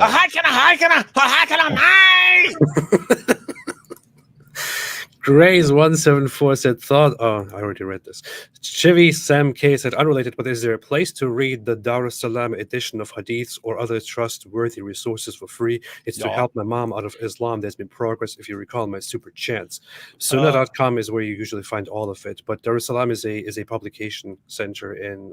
Yeah, I can give you a link to a place where you can get the PDFs. PDF files. So Sunnah.com. Not to be confused with pedophiles, like Muhammad. Yeah. So Sunnah.com. That's a site, but you can actually download the same editions that I use for various books. Not only that, but like the history of Talmud. You can download the PDFs for this stuff. I will share the link. It's kalamallah.com. That's what I thought you were thinking. I don't want to just say that because of the spelling. Kalamallah. Yeah. Kalamallah.com, and you could go to Quran, you can go to Hadith, you could download PDFs of. Hey, that's the site that I have been using to check, the authenticity and the history of Hadith. And I thought I'm the only person using it. That's funny. Okay, so I'm including the link. Right now, that's kalamallah.com. You can click on that. You can actually, you can download you can download all of Sahih al-Bukhari. You can download all of Sahih Muslim. You can download all of them. And then any source you want to share, like on social media or something, just screenshot it, crop it, and share it. Oh, never mind. I was thinking of a different site. That's called qalarasulallah.com. Okay. All these stupid names. Jens Philip Hermann said, Axiom 1, the Jew hater tells the truth if and only if he threatens with or boasts about violence. If he tells you 2 times 4 equals 2 and 2 equals 4, whatever, man. I can't read anymore. Recalculate for safety. And Only if about violence. Okay. I get it. This is too complicated for me right now. We are 3 hours into the live stream. Capo Pallet said, "Do bacteria prostrate before Allah?" Of course, man. Everything does. And the Jews on the day of judgment will hide behind a bacteria. Farfour said, "It is true. The Jews are the reason." Farfour said, "Thank you, Sarah. You are a great grandmother." James Wilson, this is the key as one of the things they teach you to say on Arabic Duolingo. Proof that Farfour works for Duolingo now. Nice. So Dave says Israelis should challenge Palestinians to win a Nobel Prize in a science. If they get one, they get the whole land. At least Palestinians will focus on education. That would actually be funny if like Netanyahu came out and said, "Guys, let's go ahead and settle this. You Palestinians all work together, put all your brains together, and if you come up with one Nobel Prize in science, we'll give you the land. We'll just give it all to you." That's very good. And then they'd all focus on education for a while. That's very good. Very, very nice. Corruption in the land. Nice. Said, "I told David Wood long ago that Dawah was my favorite cartoon character. Now we know he was Farfour all along." So you see, this is a miracle. Hey, you know what would be funny? To come up with a peanut butter brand that's called Corruption in the Land. And then you can say, "Look, I'm spreading corruption in the land." As we're making a sandwich. That's good. It's pretty good. Pretty good. NK made a super sticker. Thank you so much. Lou Sid said, "AP, can you explain why Turks literally worship Ataturk but at the same time are trying to Islamize Turkey to be the face of Islam? Isn't this a contradiction?" Well, it is. Worshipping Ataturk is very much the secular tradition of Turkey since the creation of the Turkish secular state. There is a lot of discussion and a lot of fighting about it since the whole Islamist government took over. They have become more and more outspoken about how they disagree with Ataturk being considered this fantastic figure. So if you go into the details of it, it's actually right now two sides in Turkey: the secularist side and the Islamist side that disagree on the whole worshipping of Ataturk, basically. Yeah. But Turks are also a little bit weird. Islamic Sources for You said, "Thank you for your support. I will be releasing a new video next week featuring Yasser Qadi awkwardly explaining most downward dog antics with Maria." Oh yeah, Islamic Sources for You. Yeah, that's right. Yeah, he had two videos. Yeah, he had two videos, right? Yeah. Yeah. That's a very nice channel. I like that. We should review more of those videos in the future. Maybe in a few decades. Nanny Poo Poo said, "Who will ask Mojab why they are anti-killing Muslims, Palestinians, when they claim to love death more than life and martyrs get the highest heaven?" It is confusing. They run out, "We love death, we love death, we love death more than they love life. We love death, we love death. Ah, they're killing us." What? Yeah. Pretty much. Farfour said 72 space virgins. Woo! Space virgin. Joshua Wooden said the proof Jews took out the canon book of Nick. Yeah. See, Nick Cannon. That's funny. We didn't even talk about that. Nick Cannon. See, that's another example. Anthony. See, Joshua Wooden said, "I don't actually know the people in the chat. Easily best channel on YouTube and chat community, and Mojab, like his prophet, is possessed by a jinn." Yep. We are getting the coolest community of any say this every channel time. in YouTube. I say this every time. It's the Apostate Wood community. Sid Dave said, "A11 is a scammer." That's what it says. I'm not going to read it differently. It literally says A11. He gives dead jihadis gender-affirming care and makes them his hurries, which he offers to other future dead jihadis. It's true. Allah is the best of deceivers. That's what he does. That's what they do. Urinating upon one another. That's what they do. The Heavy Heart Show said, "Rome claims to be the one true church, I think." Anthony, that's in response to your earlier question of, I don't know what exactly he means. You don't want Anthony to get started on Rome. I still don't know, though. I still don't know how it connects, but yeah, more interesting, relevant to Islam is the claim of Yusuf Estes.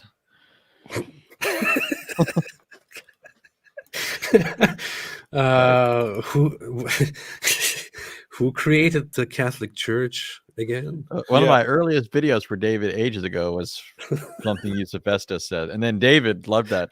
Oh, that was so much one of the greatest clips ever. That he's used it several times. Once I think it ties in perfectly.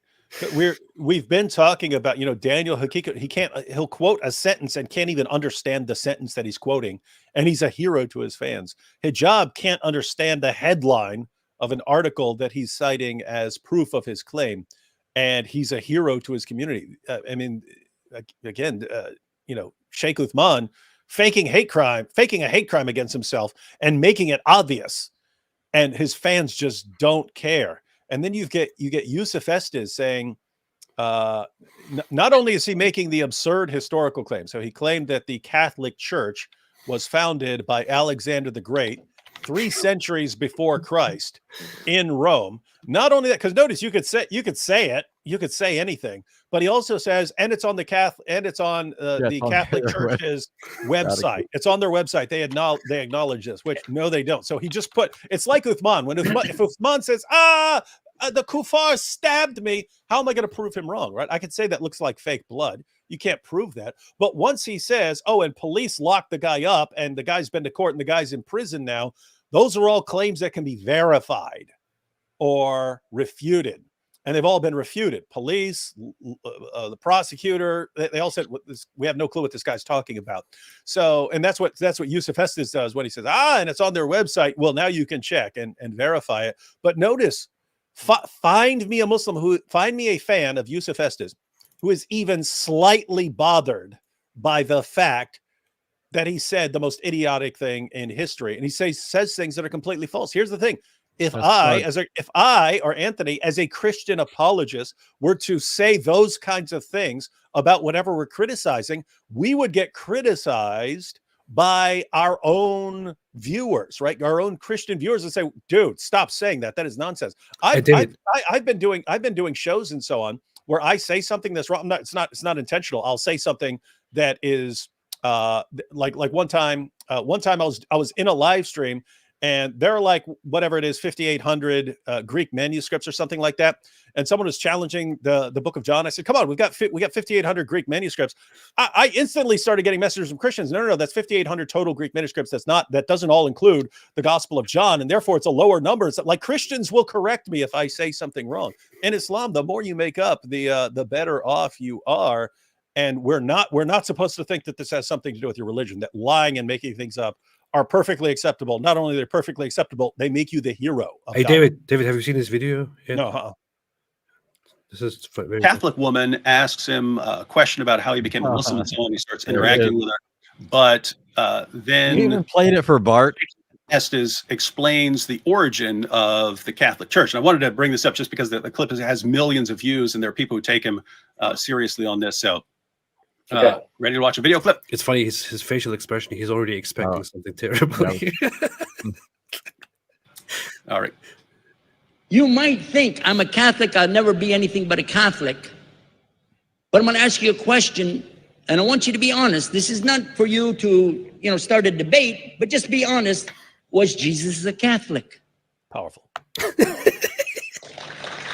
Look, the crowd cheers. Yay! And it's not open to debate, so there's no point in opening that up because and I know he wasn't. The Catholic Church was in business about 300 years before Jesus was born. It's on their website. Don't go like this. It's on their website. That's where I took it from. The Catholic Church was started in Rome by Alexander the Great. Do you know what the word Catholic means? It means universal. It was the universal church for the Roman Empire. Wait, I have to see that reaction by Bart Ehrman again. Alexander the Great went to Rome. Bart Ehrman's reaction is just priceless. Great. Do you know what the word Catholic did in Rome by Alexander the Great? Do you know what the word Catholic means? It means universal. It was the universal church for the Roman Empire. If you didn't join it, you could not be a Roman citizen. And it was opposed to the teachings of Judaism and opposed to the teachings of the early Christians for more than 200 and some years. And they were now I'm even more confused. opposed to each other to the extent that it was the Romans killing the early Christians. Now, if you understand that and you go to their website and read, they didn't even take over Christianity until the year 325 AD. And when they did, they changed a lot of things, again, referring to their own website. But if you want to check it in Britannica or Americana or grow your encyclopedias, go ahead and read about the Catholic Church. All right. Well, I heard you. His face.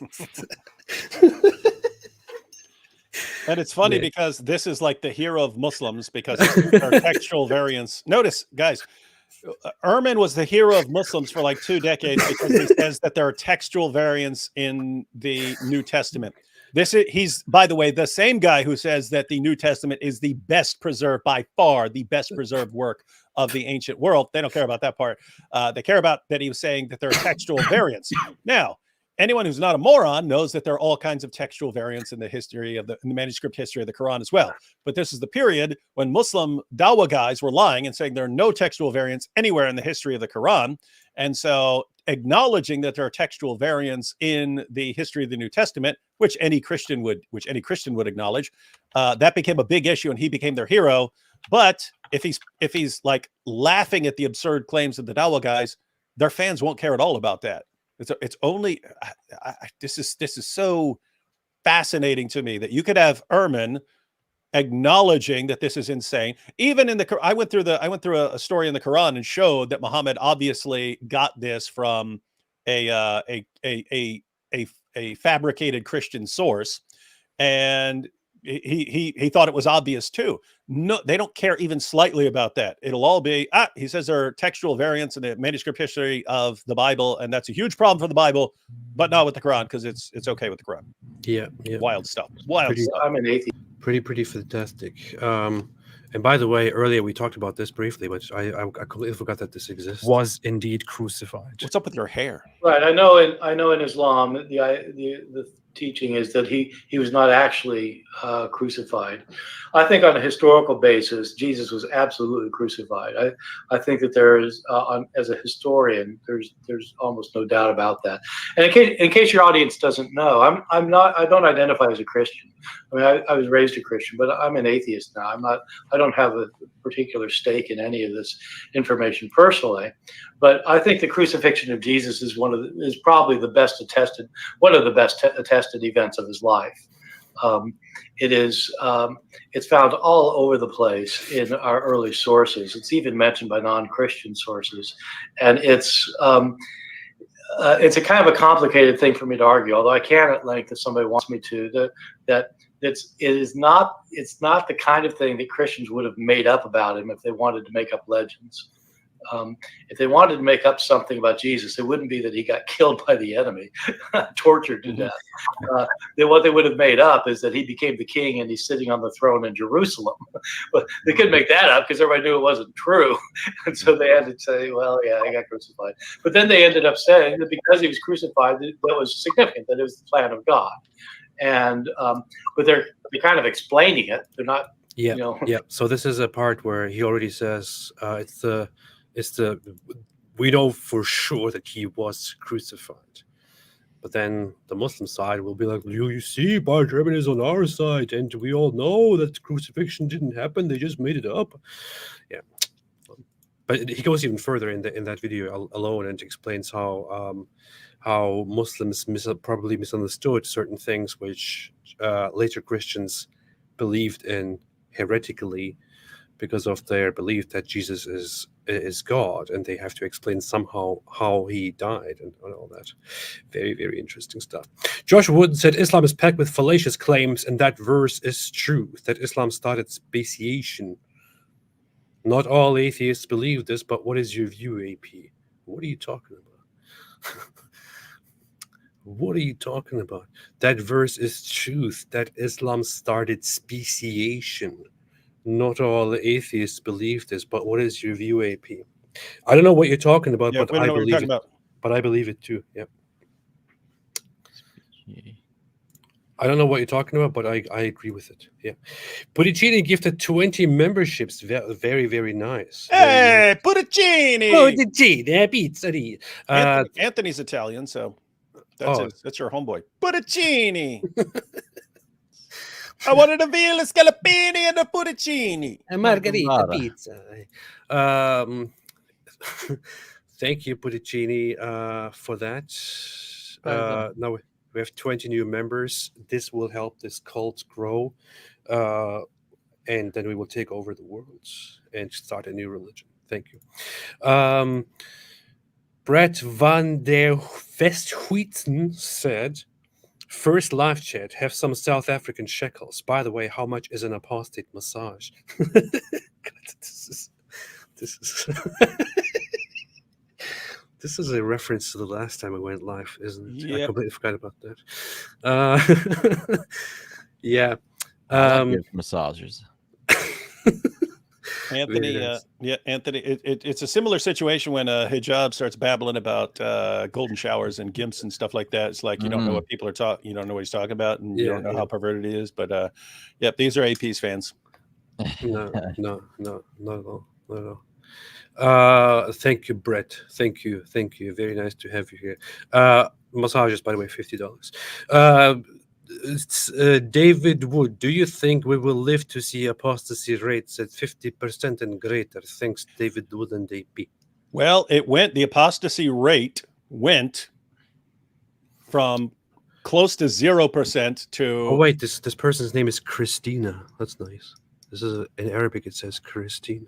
The apostasy rate went from close to 0% to 24% among young Muslims in what, decade and a half.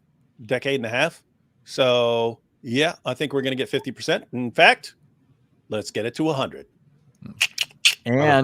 And you're speaking from a certain perspective when you say it went from 0 to 24. The fact is, if we go by Muhammad's reasoning, everybody's born a Muslim. Yeah, massive. Yeah, it's been way higher than 50%. Not everybody's a Muslim today. That must mean that there's a massive apostasy that took place. There's at least 5 billion non-Muslims on the planet who were born Muslims. It is going to become an avalanche. RY said, does Allah have fluid under his throne? He does. He does. Have you ever seen Mufti? Oh, man. Have you seen Mufti's video on this? When he was making fun of... It's hilarious. Yeah, I have. I did a whole video on it where he's so here's the background. People should go check out on my channel. Yasser Qadhi's doing a video where he's defending the idea that Jesus is going to return according to the Islamic sources, because there's actually good room to question that. It's popular for Muslims to say it, but there's in the Quran. It's not clearly in the Quran. And so Qadhi's doing this whole video, like an hour long, trying to defend it. And then Mufti Abu Layth comes along and he's making fun of this. He's saying how hopelessly bad Qadhi's arguments are. And then he points to some other embarrassing facts about some of these narrations. And among these narrations that are talking allegedly about Jesus coming back, there's this talk about sperm being ejaculated coming out from beneath Allah's throne. And so Mufti Abu Layth is there with like his daughter's umbrella. It's like a little princess umbrella. And he's got the umbrella up. It's hilarious. Yeah, we got to see that. We might need to cover that, and we might need to cover that. Yeah, send us a link to that, guys. I'm sharing a link in the chat to Anthony's channel. So if you want to go, look for that. Oh yeah, for that video there. Of course, if AP had any common decency, he would have just put the link in the description box. But go ahead. I wonder if that video is no longer up. I mean, it's on my channel, but I'm wondering if it's still on his? after they came after him. Yeah, so I might be the only one that still has the prize clip. Oh, yeah, you might be the only one. So that might be the only source of that. Yeah, we might have to actually check it out from Anthony if it's not available. But yeah, AP pinned my link to Anthony's channel for those of you who want to go check out Anthony's stuff afterwards. AP pinned. Oh, there it is. I found it. This is hilarious. I'm going to send it to AP. So, oh, you want me to? I will put it in the description. How about that? Here you go. How about that? How about no? I don't buy your ally. Your ally. It's it is so the whole idea of in the Quran it says that Allah I'm trying to remember the whole thing, the whole narrative as it goes, but Allah basically there is nothing except water. Then Allah and there's Allah's throne. Allah then creates the heaven and the earth, two formless things, that he forms them slowly, and he places himself above the heavens and all of that. And we have a hadith which goes into detail and explains how there was first only water and Allah's throne was above the water. And it's a very interesting hadith, which we should actually have a look at. I want to refresh my memory kind of about that, because it's a very, very interesting one. I made a video about that a long time ago, which I called the flat earth in the Quran, because that's what you get basically when you follow the logic there. But yeah. I don't have the sources ready right now, and I can't look it up right now. Anyway, Charles 714 said, leaving Islam is half the battle. Accepting Jesus as your Lord and Savior is how you win the war. For your soul in eternity, Islam sucks balls. That's, of course, a reference to the god Baal. It has nothing at all to do with any body parts. Yes, get your minds out of the gutter, AP fans. Yeah, don't be ridiculous. You know, interestingly, so the chief god of Muhammad's tribe. Perfectly good explanation. explanation. Oh, dang. What is I know that? why. I know why. I saw. What is happening? Okay. What? It's So- not playing a video here on the side. Okay, go ahead. So the term Allah means the God, right? And that would be the term reserved for the chief deity of the pantheon. But the particular name that they gave to their god was Hubble. Oh, right? yeah. And the reason that's interesting is because how could they have known about the space telescope? In Hebrew, that's what I just thought. In Hebrew, when you say he is Baal, so if you look at, for example, 1 Kings 18, when Elijah's contending with the Baal worshippers are crying out saying, he is Baal, he is Baal.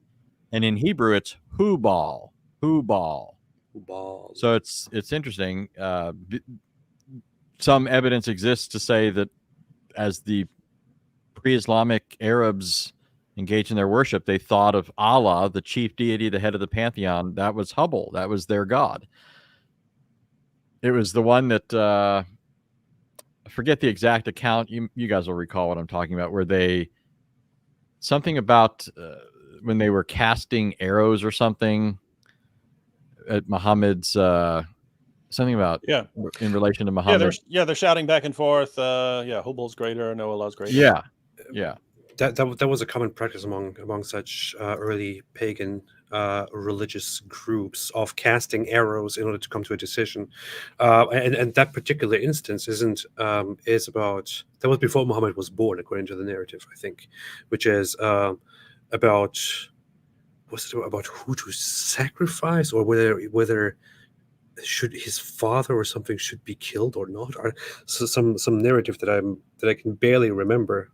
But it's basically what they do is they choose these two arrows, and one of the arrows is yes and the other arrow is no, and then they shoot them, and which one falls closer is the answer that the god, in this case Hubal, actually gave them. So that's what they then go with. Yeah. I was just looking at I saw insurrection trending on Twitter, And I looked.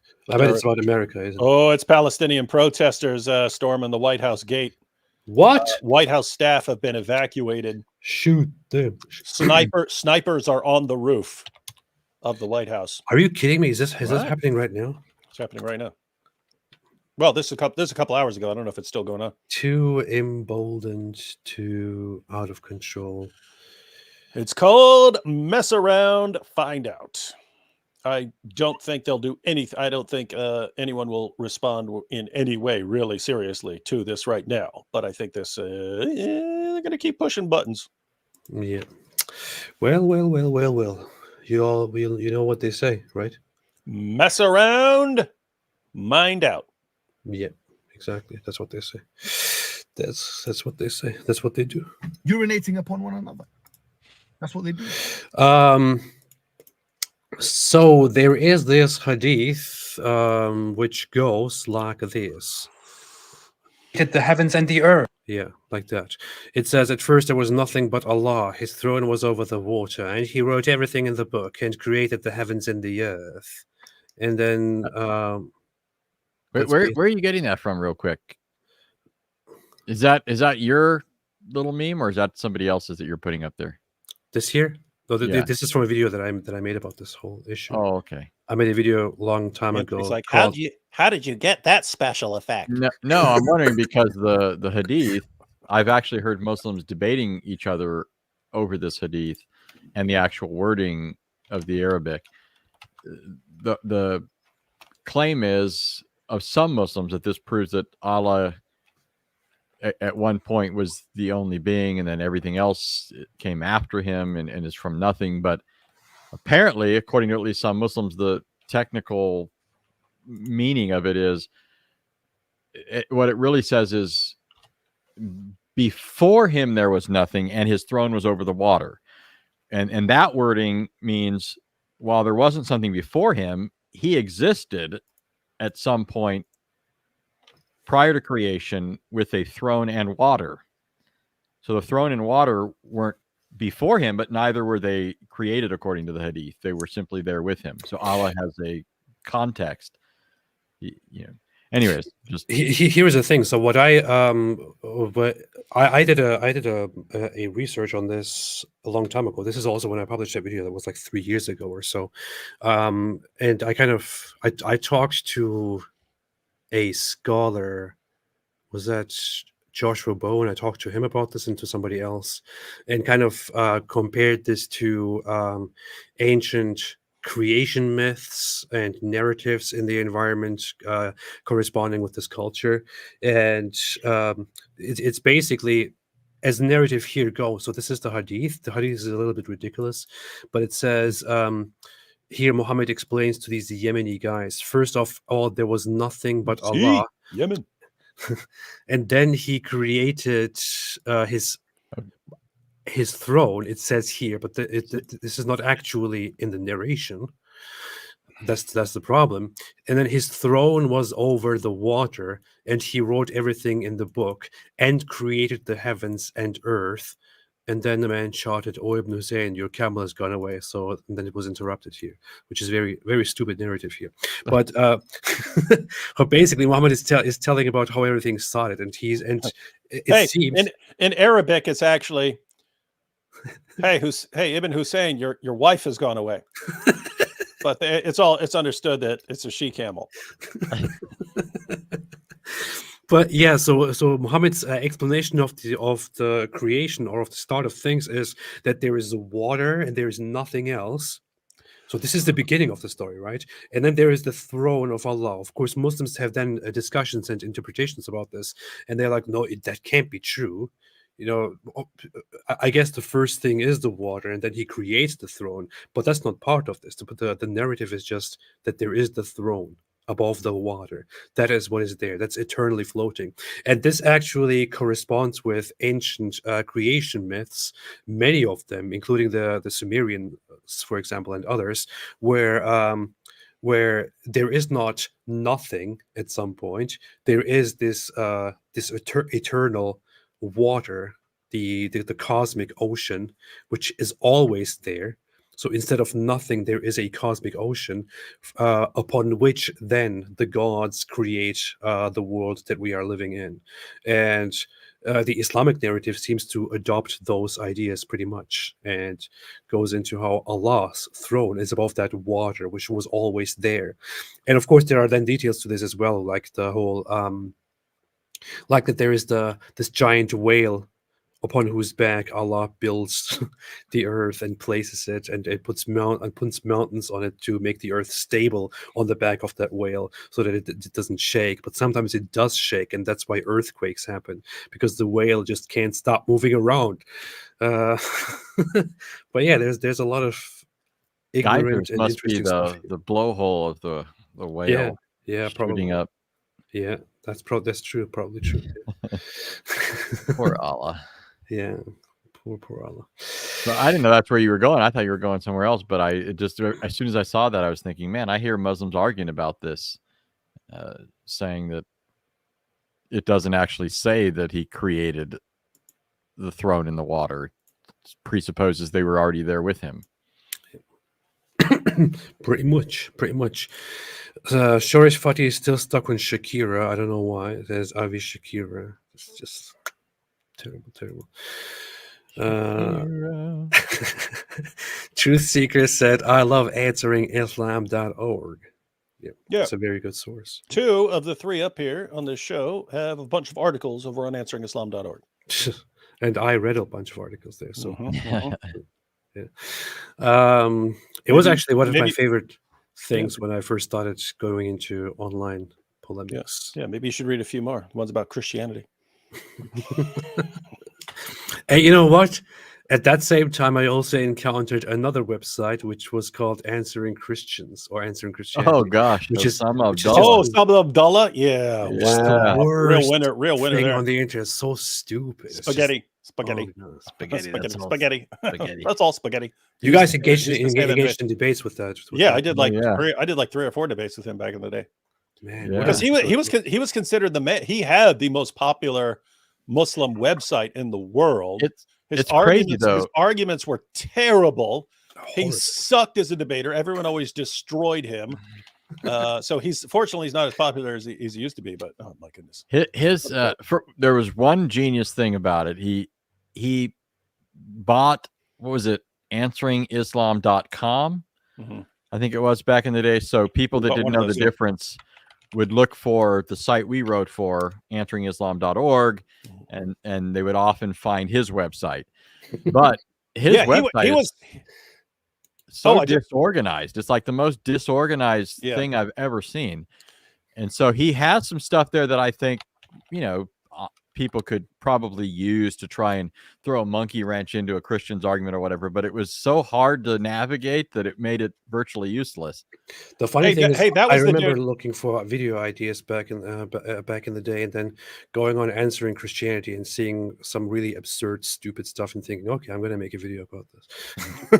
That was the guy. We're talking about like dumb scientific claims and Muslims not being able to understand sources. Anthony, you'll remember this one from back in the day. Yeah. But Osama Abdullah was posting this article about amazing scientific confirmation of the Muslim sources, and there's the claim about what was it? Was it joints or bones, Anthony? Oh, wasn't it the number? Yeah, it was 360 number of joints. Yeah, there's 360 joints. Yeah. So anyway. So he included a hyperlink, and it says, and this has been confirmed by medical professionals, and it's a link to some hospital website, and it says, and you click on it, it's a hyperlink to a part of their website, and it says joints 360. And so people click on this. Wow, 360! It's been confirmed. How could Muhammad have known this? 360 joints, because that's in the Hadith. There are 360 joints in the body. Anyway, someone eventually scrolled. Not one of his fans, but Christians eventually scrolled up. It was the phone directory, right? Right. So you dial the phone number, and then you have the what's it called when you you enter a 3-digit code depending on who you want. And the joints department at the hospital, their code was 360. So you'd enter the phone number and then 360, and everyone started pointing out, "Wait, so this is the new proof of Islam?" a phone number. Oh, extension number. It's called the extension number. Yeah. So 360 was the extension number on the hospital's website, and this became the new proof of Islam. But it just goes along with these guys do not have to have any ability to understand sentences, anything they're talking about. Just find stuff that seems to suggest that Islam is true if you're a moron. Muhammad smoked 360 joints. You see, it's a miracle. How did he do that? Joshua Wooden said, I'm a member, right? And Wednesday, you are a member, right? I don't know. I don't see it here on the system here. But Wednesday. If you are a Wednesday member, then yes, you are a member. That's all I can say. And it's Wednesday. David just confirmed that. You should do the Wednesday dance on Wednesday. Wednesday. Okay.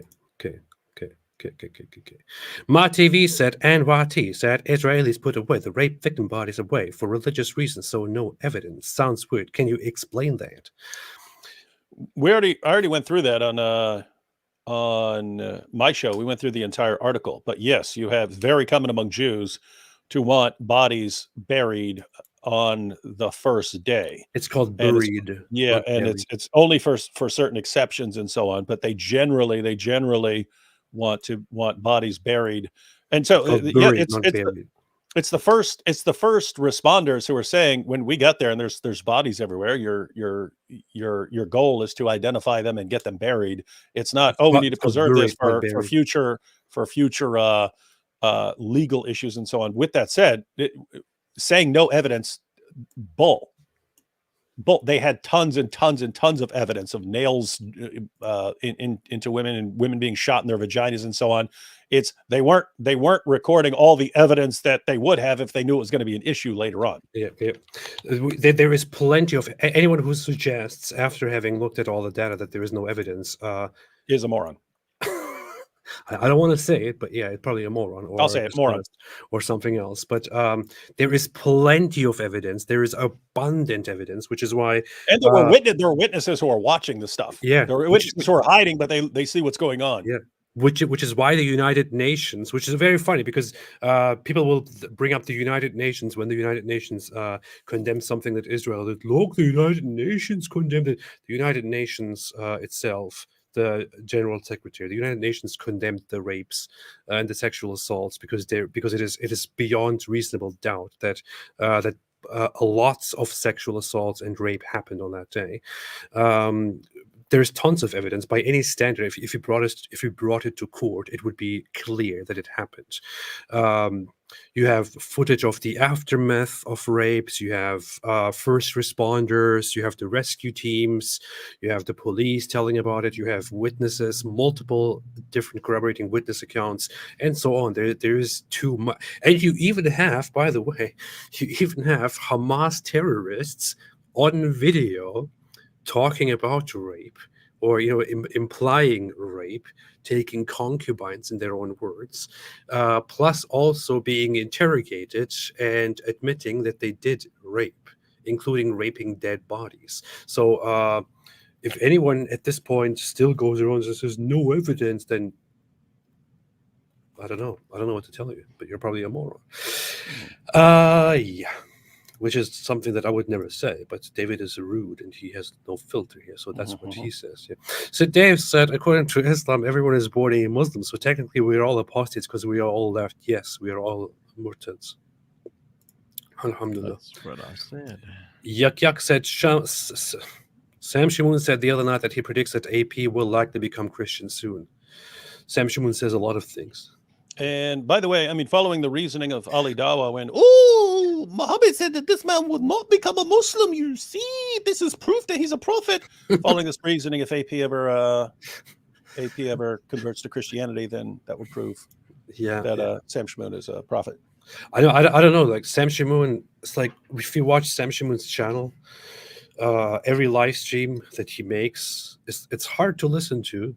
It's just some guy rambling and yelling about random things. Most of the time makes no sense. just angrily yelling at stuff. I don't even know what's going on. Like whenever it pops up, Sam Shamoon is live, and I go on there on his live streams. It's like, calm down, man. Why are you attacking critics of Islam on your channel? Sometimes I only tune in on Sam Shamoon's live streams because I kind of want to let out, like I kind of want to, I enjoy the yelling because it calms me down or something like that. But hey, other than that, I love Sam Shamoon. Very nice guy.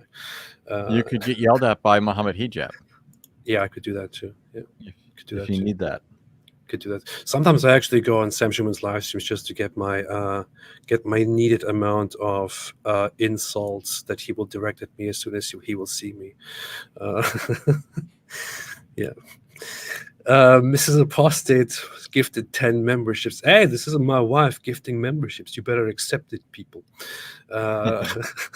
Yeah, to repeat again, my wife and I, we decided that we will do these live streams. So on Wednesday, sorry, David, Wednesday, we will go live at 10 a.m. Central Time together with my wife, only for members, where we will only stream to members and interact with everyone and stuff like that. It'll be fun. It'll be nice. Ma Pachau Pakuau said, "Hi David, what's your take on Lil Nas X's J Christ song and video? He provokes with Christian symbols. How do you think Christians should react?" Can I say something about this very briefly before you go and ramble about it, David? Mm-hmm.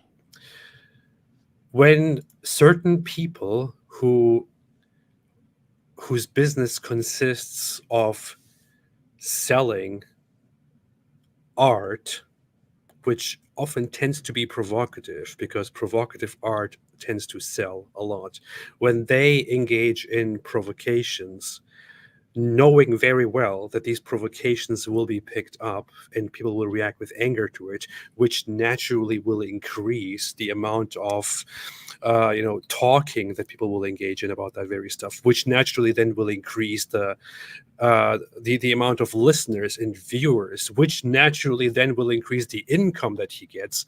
Then probably the worst idea, if you really dislike it, is to then take the bait and talk about it and be angry about it, because it just means you're doing exactly what the guy wants. So if you dislike it so much, Yeah, I would say the same thing, but in much shorter fashion. If someone's striving for attention, don't give them attention. It's pretty simple. When someone deliberately tries to get if I do this, I'll get tons of attention, everyone will be freaking out, and you freak out, you're kind of, I don't know, giving that person what he wants. So I would say, I don't know, ignore the stuff. Use it for commentary or something like that. But I mean, if you flip out about it, it's kind of what he's looking for. So now the only time someone's looking for attention and you want to give it to them is when it's me. Yeah. No, I mean, AP wants attention, so don't give AP attention. But like, it depends. Like, is it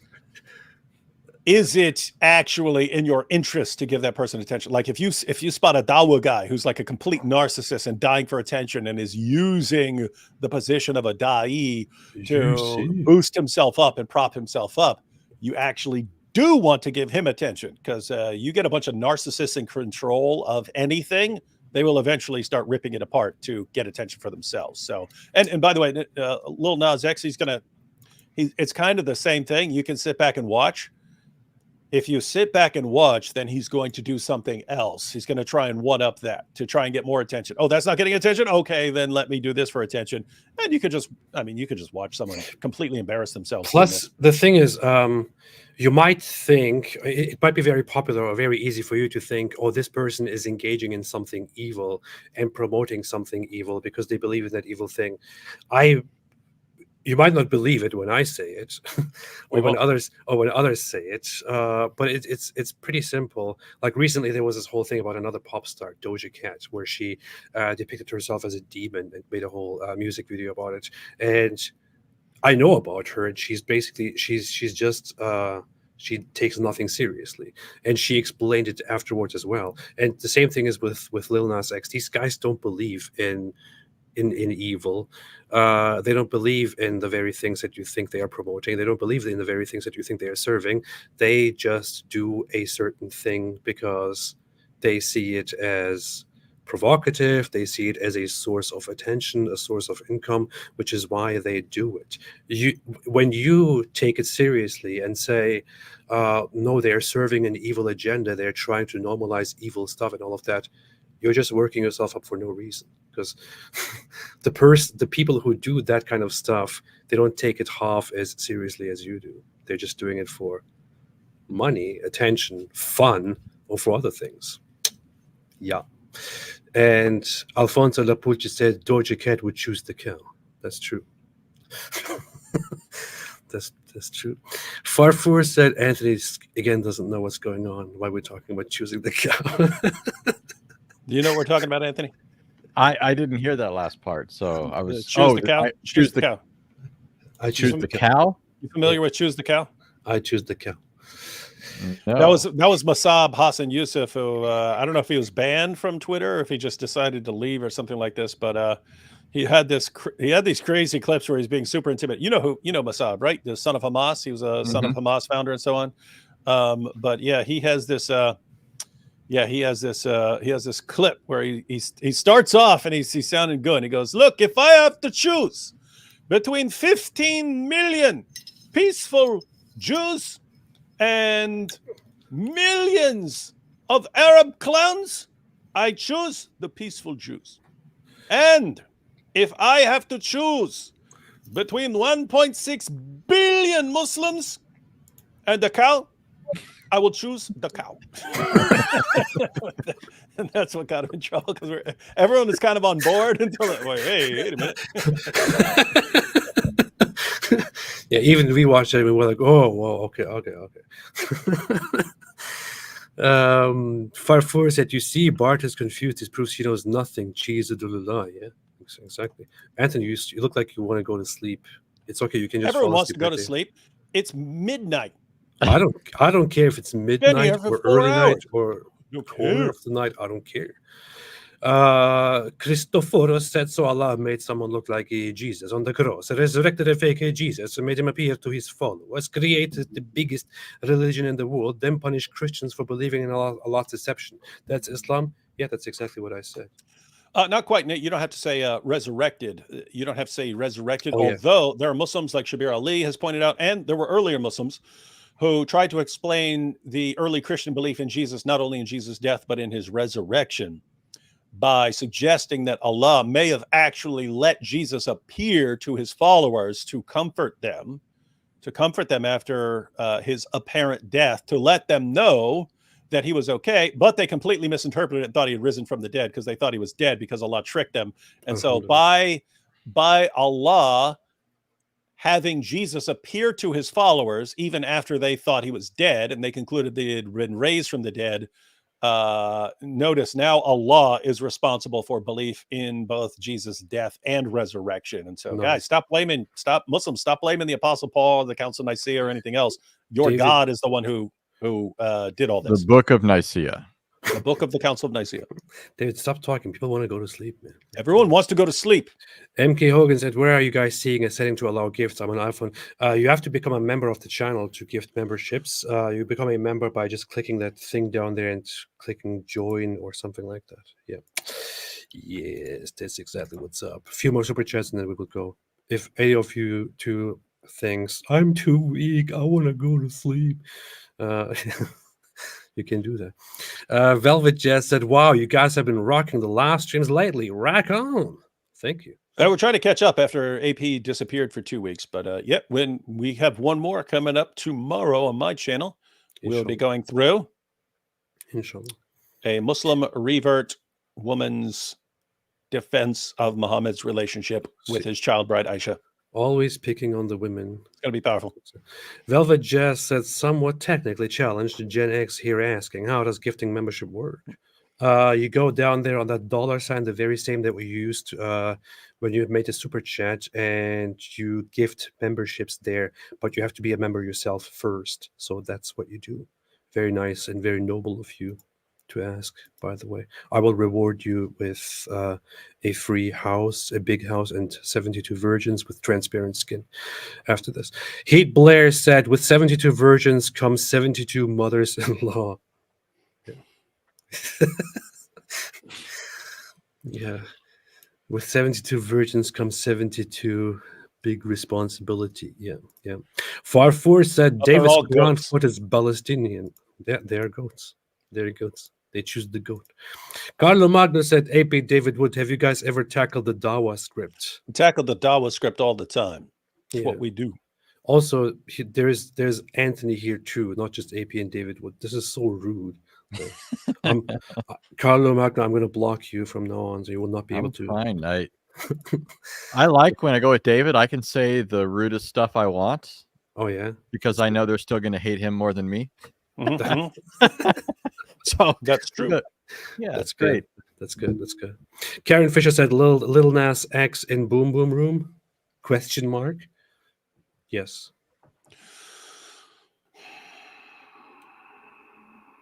Just say yes. Trying to think who would play him. John's a little too light skinned. You know who could pull off Lil Nas X? God Logic. I bet God Logic could pull off Lil Nas X. Yeah, we might do that. Yeah, that makes sense. Yeah, that could happen. That could be a thing. He looks like a short guy too. Yeah.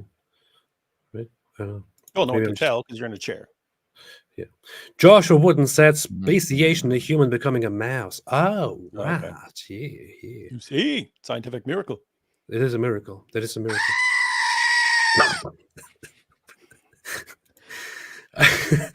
Asura said Jesus went to India to learn the Vedic truth. Source. Citation needed. Citation? Trust me, bro.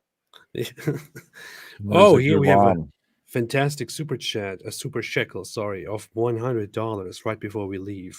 That's a very good, very much appreciated.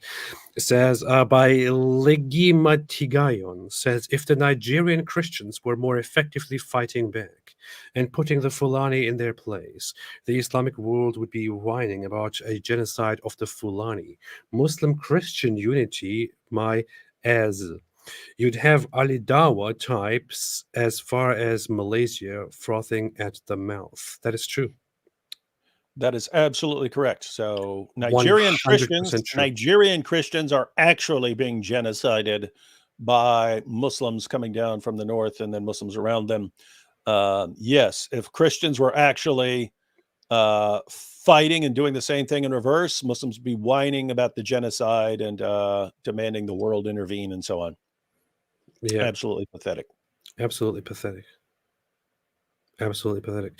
I talked to a Nigerian activist who talked to me on that a while ago, a year ago or two, when there was this instance of this one woman who was accused of blasphemy, and then she was lynched and burned in the middle of the road. Remember, we talked about that a while ago, and he told me all about it, about how so there is a lot of brutal violence in Nigeria going on, a lot of brutal inter-religious violence, but that the Christians basically walk on eggshells and are always careful what exactly they say, because anything can be twisted and interpreted as an offense to Islam, which then can lead to a mob forming and attacking you, and and huge fights between entire groups breaking out, and mass killings. And notice, like Pakistan. So Pakistan's all the way on one side of the the Islamic world. Nigeria is all the way on the opposite side of the Muslim world.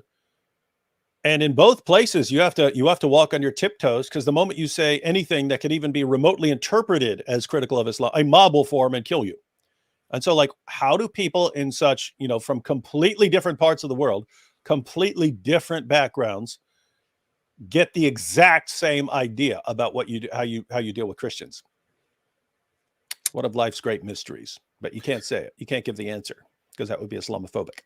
Well, you can say it. It's because Islam is the most irrational, ignorant, barbaric, hateful, violent, savage, horrible religion, which shouldn't have any place in an enlightened world, especially in any society which adopts values of peace, progress, living together, tolerance, and all of that. Islam is contrary to any functioning society. If you want to create a society where people respect each other, respect each other's right to think, to live, to exist freely, Islam is contrary to that. Islam is suicide. Islam is social suicide. Islam is the responsibility, the root cause for most of what is wrong in the Islamic world, for the reason why so many Muslim countries are going down the drain, why they can't accomplish a single thing, why Yemen is a pedophilia hub and is experiencing civil war and deaths and starvation and interfighting forever, why every other Muslim country is experiencing the very same thing, why Israel is experiencing terrorism to no end. Islam is the problem. Not Muslims. I'm saying Islam because Muslims themselves are the victims of this, which is why I try to reach them to change, to make them wake up and let go of the stupidity and insanity and the brain death that is called Islam. That is a cancer. Well, but hey, don't be Islamophobic though. That was pretty much the most racist thing I've ever heard in my life, AP. But what else would I expect from a Turk? Thank you. I appreciate that. That's a good compliment. With that said, notice I said racist, and then I said, "What else would you expect from a Turk?" see? Classic. Exactly what Hitler said. Dakota Dog became a YouTube member. Asura said, Bashira Puran text 1721. Please read it. It's around 5,000 years old. I'm sorry, but I have to say one thing. Nobody buys that. Was it disrespectful? Well, yes, probably. And I don't regret that at all. Farfour said, I'm ready for my apostate exam. I hope so. Okay. Well, thanks everyone for watching. Thanks everyone for tuning in. And thanks for always keeping it respectful and not be Islamophobic and all of that, because that is not welcome at all on this channel. David, Anthony, anything else you want to add? Nope. See everyone tomorrow. Nope. I'm hungry. Oh, but everyone check out Anthony's channel. We shared the you got the link still there pinned at the top, and AP will share the video that Anthony referenced earlier. If it is as funny as Anthony thinks it is, we'll probably be going through the clip and the sources. That would probably you be heard it right here. It is the funniest thing ever. It's hilarious because you've got on top of a stupid hadith, which will make you laugh, you've got Mufti Abu Layth taking one of the most hilarious commentators on anything ever. Okay, I put it in the description of this video, and I call it funniest video ever according to Anthony. Let's go watch it. Okay, all right, wonderful, fantastic. All right, thanks everybody for viewing. Thanks everyone, and also question. This was a good show. And there's the goat. Is it going to do something? You don't know when the goat is going to speak. You don't know. Is it now? No. Is it now? No. No one knows when it's coming. All right, good. All right. Thanks everyone for watching. Have a fantastic day. Christopher said AP secretly prays to God. Yes, I'm also a secret Christian. And with that said, have a fantastic day. And as always, stay away from Islam.